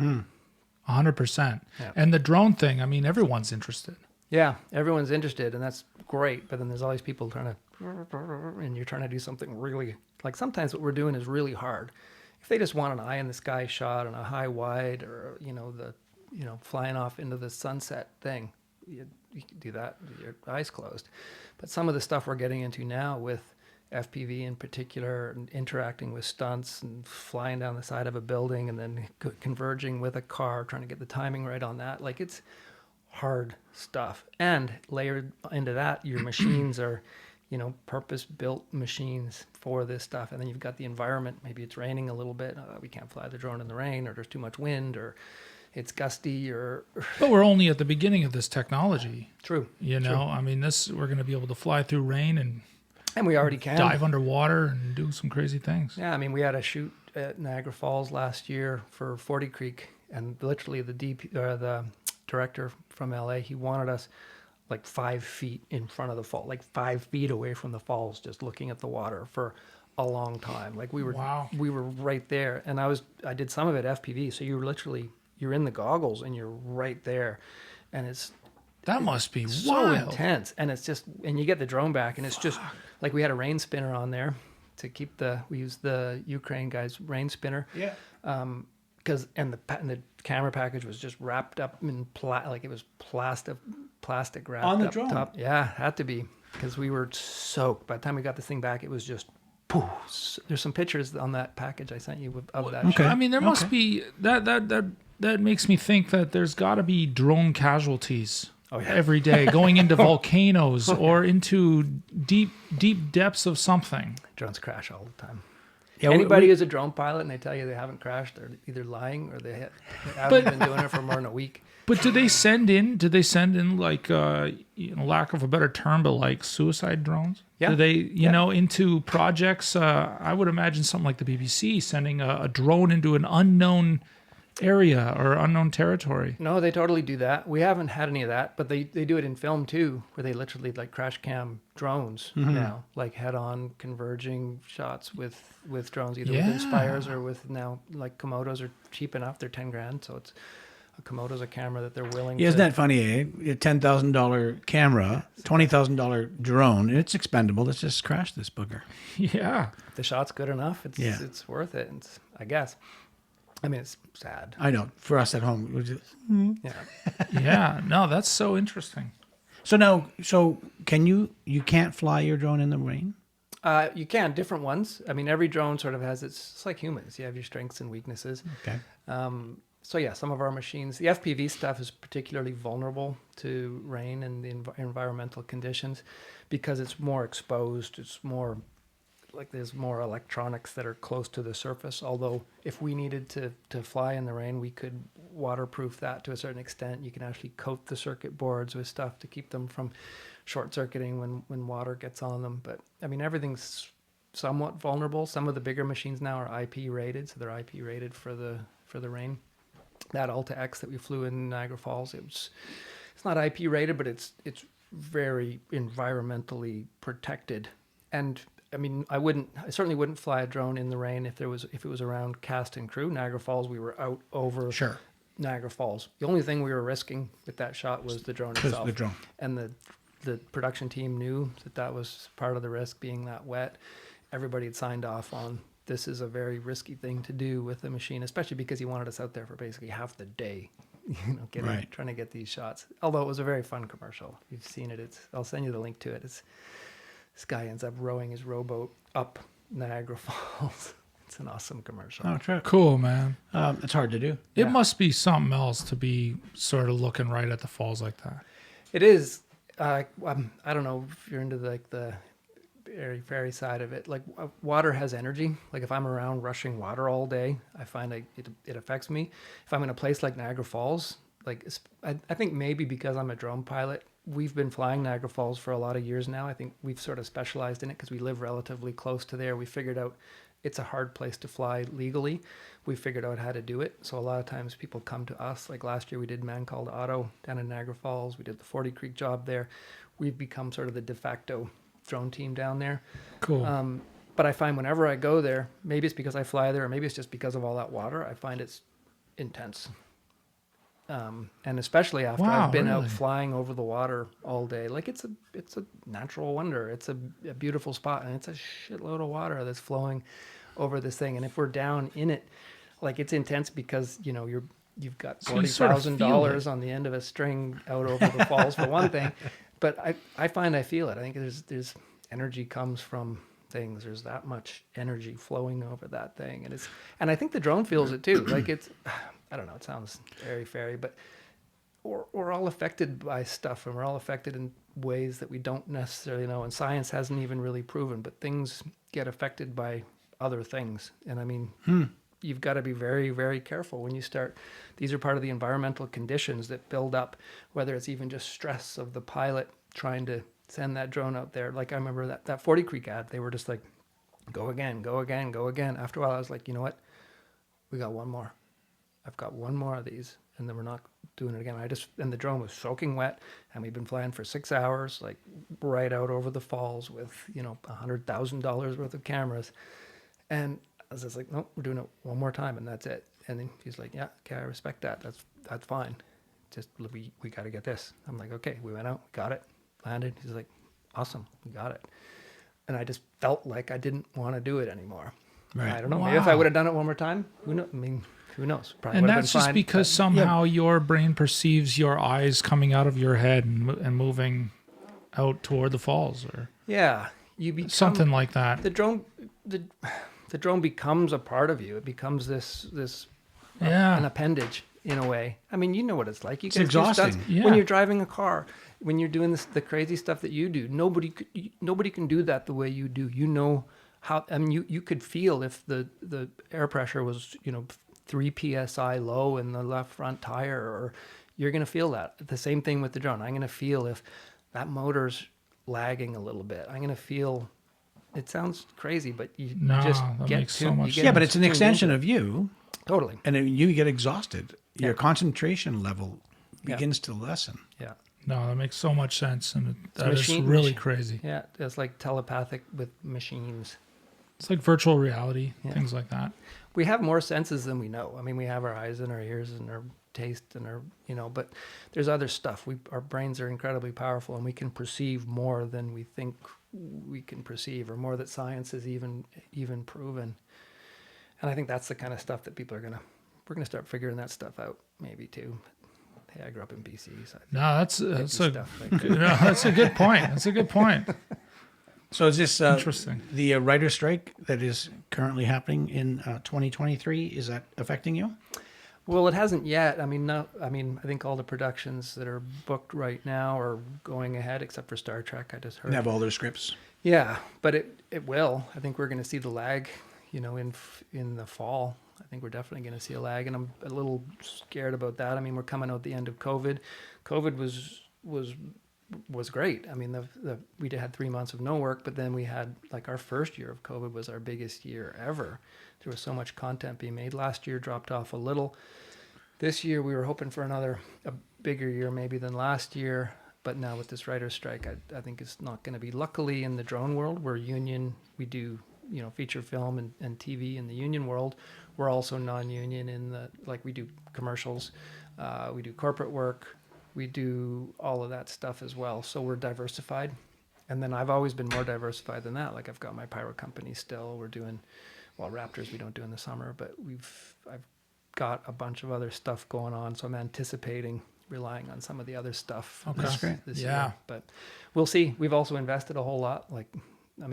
We were really anticipating this new Inspire coming out. We're super excited to get one, but it's a huge cost, so we're having to invest a whole bunch on a year that's potentially not going to be a great year, because with these things, you buy a new drone package, you kind of want it to be paid off within 2 or 3 months, because you never know how long it's going to last. That's right. I mean, every by the time you get to use the Inspire 3, Inspire 4 will be out. Well, I just mean it would have crashed into the side of a building, or augured into a field, or something else, because they do tend to they're consumable, let's say, sometimes. Okay.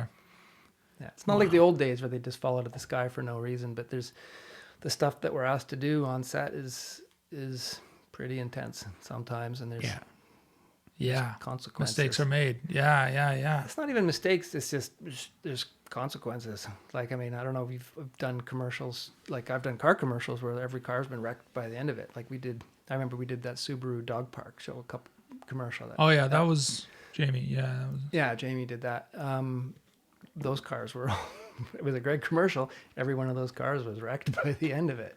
For sure. And but they got the best commercial ever. They got a commercial that played for 3 years or more, and sold a lot of Subarus. Yeah, I've totally wrecked Dodges and Chevys we've to a point where cars. It's like, this car is if not we gonna run if we didn't wreck them, nobody wants them after anyway.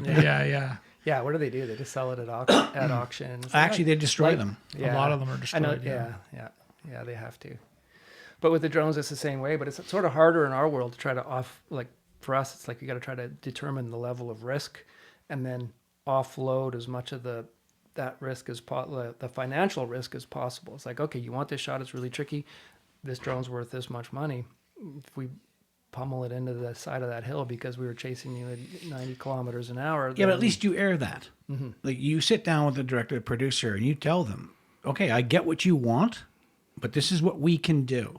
Yeah. But if you want us to try that, I mean, the level of danger rises, but you've at least aired that. Yeah, no, we have to. And that's why with the heavy lift stuff, they always, do you have your own camera? Can you fly your own lenses? Like, no, I'm not going to buy a $100,000 camera and an $80,000 lens. 100%. That's got to be your camera. You guys, we all got to have some skin in the game here. 100%. Because we've been doing it for a long time. The technology is great. There's still... But there's always a but. I did a show a few years ago. We were up north, and we were out over a lake. We have a scene where we're bringing a boat out of the water with a couple of dead people chained to the boat. And I got tons of police divers around. And the drone was out over the lake, and a propeller popped off. That was my buddy Mike. Was it? Mike Reed. And Mike, that's Mike, right. yeah, he's it a great was. guy. Mike, Yeah, he's a great guy. Yeah. It was Mike that Randy went to Peru with, right? Yeah, she went to Peru. She went down to Peru with him and a couple of his buddies. Yeah. To do ayahuasca. Mike. Yeah, I know Mike. Yeah, totally, man. I wasn't gonna say that. My youngest daughter, she spent a few weeks in Peru with Mike and his buddies doing stuff. Yeah, Mike's an awesome guy. But the drone just hit the lake, and we all watched it fall. Yeah. But serendipity, we had a bunch of scuba divers in the lake for the show. Yeah. They went down and got the drone. Yeah. No, it happens that quick. It happens in a heartbeat. We were on a big commercial shoot downtown Toronto like 5 or 6 years ago. Monster.com, the resume company. I don't even know if they're still around. Probably are. I don't have a resume, so never had a real job. Yeah. So it was an intense job. They had half of downtown closed off. It was the idea this big purple monster was storming around the streets of downtown. So it was all this like flying to get plate shots of the monster's POV or looking at the monster downtown. Flying our heavy lift drone at the time, which was one of the ones that we'd built, and then all of a sudden it just tips over, falls out of the sky, smashes into a million pieces, lands on one of the set cars, like the show cars, 20 feet away from cast and crew and video village and everything. And everybody's just like, what happened? I'm like, well, I don't know. And then we went back to our trailer. I went back out. Everyone's like, damn, you drone guys are terrible. It's horrible. And I'm like, I don't know what happened. And then the director's girlfriend, he was German. They'd come over. She had an iPhone and she'd videoed the whole thing on her iPhone. I'm like, can you airdrop that to me? So my insurance company's going to want to see it. We got to try to figure this out. And actually I had the video. We were in the trailer. I was like, what the hell? And I sent it to Mike Reed. Okay. He was in LA and I was like, Mike, check this out. This is so weird. Got any ideas? And then we were just in there like, I mean, you're so messed up. Like you crash $100,000 camera and lands in front of all your peers in the middle of that. Like it's terrible. You're just destroyed. We were sitting in the trailer. I'm just destroyed. You've got a bucket, and that bucket is what used to be your gorgeous drone, and it's literally in a Home Depot bucket, right? Mike calls back or texts back. He's like, play frames between 32 seconds and 39 seconds or whatever. Play that frame by frame. So we go back. I'm like, frame by frame by frame. And we're right downtown in front of the Scotiabank Tower. So you're looking up at the drone. And then if you play it frame by frame, you actually see a rock come off the top of the building and fall down and get sucked into the props, break the top prop off, Whoa. break the bottom prop off. The rock goes flying. Props all fall off.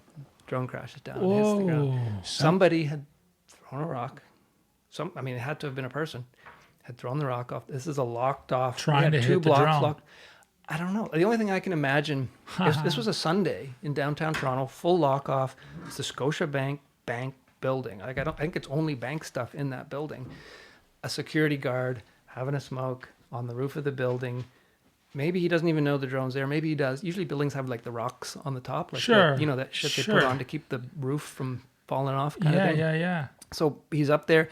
He just, as a joke, maybe he's with his buddy, watch this, or maybe he just kicked. I don't even know. But somehow, it was a sizable rock, came off, and because of the props are sucking so much air, it kind of sucked it in, and then poof, blew it apart, and it crashed. Crazy. And we had the video. So right away, I was like, oh my God, I got it. Like, I went to the producers, I went to the director, I went to everybody on set. I was like, of course, this wasn't us. Like, this is how this went down. And yeah, we sort of vindicated ourselves. You never want to have that happen regardless of the reason, but it was like a whole new, as far as risk assessment goes and security, it was like, oh my God, like it's the stuff you don't think of, like threat from above. Somebody's throwing. Yeah, you could never imagine. You could never imagine that. But on a Sunday, if you're bored, man, and you see a drone. You're going to throw a rock. But this is a 40-story building, like not even bigger than that. Like the Scotia Tower is a tall building. Yeah. It's great. That's crazy. So it's the stuff you don't think of. And the same with what you guys do. It's like you try to think of everything, but there's still going to be just the random shit. Sure. Yeah. But when you're good at it, you can get through anything. And that's when you have your security. That's when you have all the other stuff in place. So even if everything fails, you're not going to kill anybody. Absolutely. You're gonna break some shit. You're gonna break some expensive stuff, but you're not going to hurt anybody. That's the main goal. Absolutely. We're just making movies. Come on. Yeah, but we're making movies with our new Drone Boy T-shirt. Yeah. I don't wear different shirts on this show. This is really? Good. 2 times. This is the 3rd time I wore a Nice. Different shirt. different shirt. Yeah, I love this. Yeah. What kills us too is he doesn't wash the other one at all. Well, It's disgusting. yeah, it's a tradition. You smell good for this one. Okay. Just kidding. Anyway. So yeah, it's always interesting, and that's what I like about film too. Is like the fact that every day is different.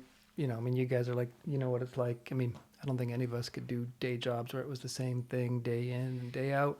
No. Film, we're on a different location. It's a different setup. It's a different gag. It's a different shot. It's different. Yeah, it's a lot of fun. time with us, it's a different team you're working with. Sometimes it'd be nice to work with this. If you get a nice team, it'd be nice to work with them a little longer. There certainly are certain crew members you see and you're like, oh, all right, sweet. I'm on this one. Yeah. I'm Yeah, on 100%. this one. Yeah. No, totally. There's a trust level. Yeah. You know, Yeah. I've been on shows with a different drone guy, and I go, are you kidding me? No, there's only a few of you guys that... There's really only two main teams in Toronto. There's us and Chris, and he's awesome. I mean, me and him get along great, and we share ideas, and if we have problems, we talk to each other, and we sometimes share jobs. And Is he the fellow that was out on Umbrella? yeah. Okay, John yeah. Unit. Yeah, I've met him a few times. he's He's a really nice guy. Yeah, Good super guy. awesome. He's really smart. He's still building his own stuff. Like he's in that world of still building most of his machines, I think. Okay. But yeah, I respect respect his work. MOK, I think. Oh, okay. Yeah, and he also did. I did a spot recently with him as Yeah. well. Yeah, no, he does. If we don't get it, he gets it, and that's fine. Yeah, I hate it. I always Yeah. tell Chris, Yeah. it's you. Yeah, No. I kind of want him dead, but perfect. Yeah. I wouldn't want to do it all the time. Like I wouldn't want to work doing my job 5 days a week. Right. It'd be too intense. I don't mind doing a 5-day week or a couple 5-day. Yeah, but then you got a 3 or 4 day off. Yeah. Yeah, I get Like it. Yeah. it's too much. That's the beauty Too of the intense. commercial world. And it's the beauty of what you do in general. Yeah, we're not. You know? We're day players. Yeah. It's the beauty and I mean, it'd be great to be making a check all the time, but Sure. if you got enough of it and you can put together a career in a different way. It's a gig thing. Yeah. Well, speaking of showing Totally. up on set and seeing your crew and whatever, I mean, directors are often someone that is new. You must get a ton of directors, especially with the drone thing being very popular nowadays. Directors that have these big aspirations, dreams with the drone and what they want to do and what they can accomplish.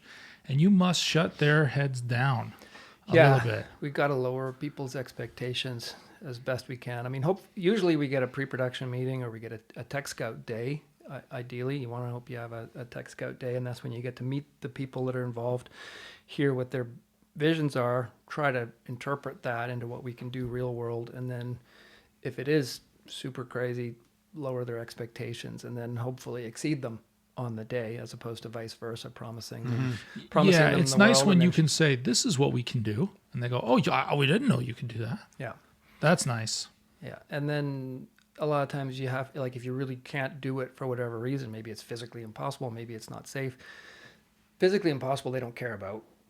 They're used to just being able to bend space and time and make the world do it. Yeah. Do it anyway. But the safety card always works. You know, Oh, totally. It's True. just like we can't do it because it's unsafe, and here's why. Like people really underestimate the danger of a drone. Like even last year, I mean, luckily we haven't had a big injury in a long time in our Hollywood world with drones. There's one that I heard of, but last year there was an Inspire 2 job in Korea.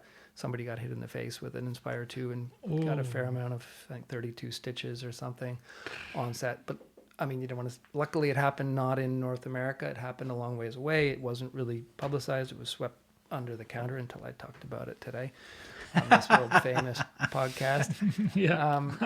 But and thank God there hasn't been a big accident. But that's what I live in fear of: is there being a big monumental event, somebody getting severely damaged from a drone, because you've seen the size of these things. They're Yeah.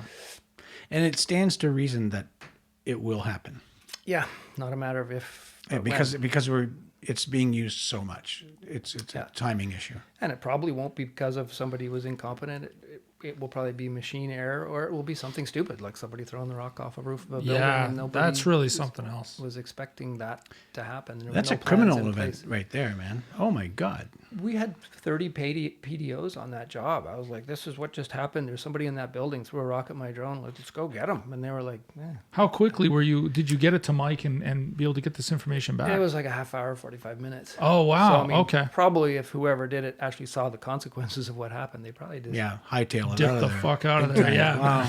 I know I would have. Fuck. Yeah. I wouldn't have tried to hit a drone with a. But that's what I worry Stone. about is those things. You can't think of everything. Right. No matter how late you stay up at night and try to rack your brain about this stuff, there's always always something that can get you. And that's part of the challenge. Like we just need to be vigilant. You need 100%. You need to be good.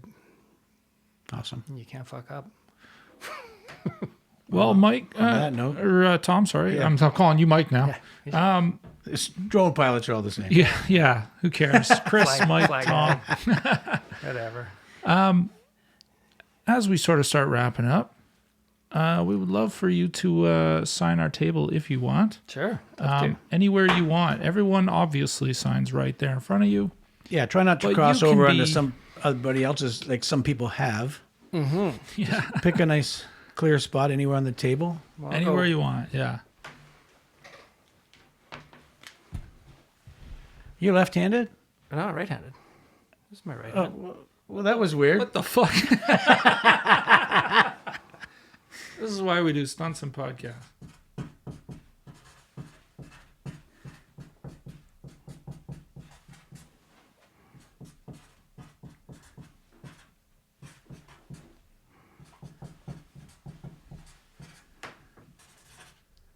Our pleasure, man. Tom man, that's Comet. nice. Oh, we'll put a little drone up here too. Yeah, wicked. Yeah, Sweet. everybody draws a Oh, picture. I love shitty. that. Look at that little drone. Oh, I'll put a little camera on there too. We'll put a little eye. That's terrible. No, I think I know what it is. that's like the latest technology right there. I'm going to get my 6-year-old granddaughter to see if she can draw one. There you go. See, I used to always sign my name with the star, but maybe I should be signing my name with a little drone. I don't know. It's where the comet came from, you know? Yeah. No, that's cool, man. Tom, thanks for letting us investigate your world, brother. You're Yeah. fascinating, brother. No worries. Sorry, we kind of went off the garden path a little there, but No, I love it. everyone's got a story. Like we're all evolutionary people, and you start somewhere, and I don't know what I'm going to be doing in 10 years. Yeah. Well, hopefully you're back on the Promise you'll podcast come to back talk and about tell it. us what you're doing. Yeah, man. Yeah. All right, it'll probably be, blowing pyro mass no, I already did that. Yeah, I want to see that. With that I wanna see- with that G-string thing on. yeah. What color was it? Silver. That's brilliant. There's some pictures in that thing I sent Oh, you. don't worry. It's All going right, up. sweet. All right. Well, thanks, Tom. We really appreciate you coming down, man. Yeah, man. Thanks Thanks for for being having on me. Going Again podcast. That's a great show. Thanks Thanks. guys. Okay. Cut it, D.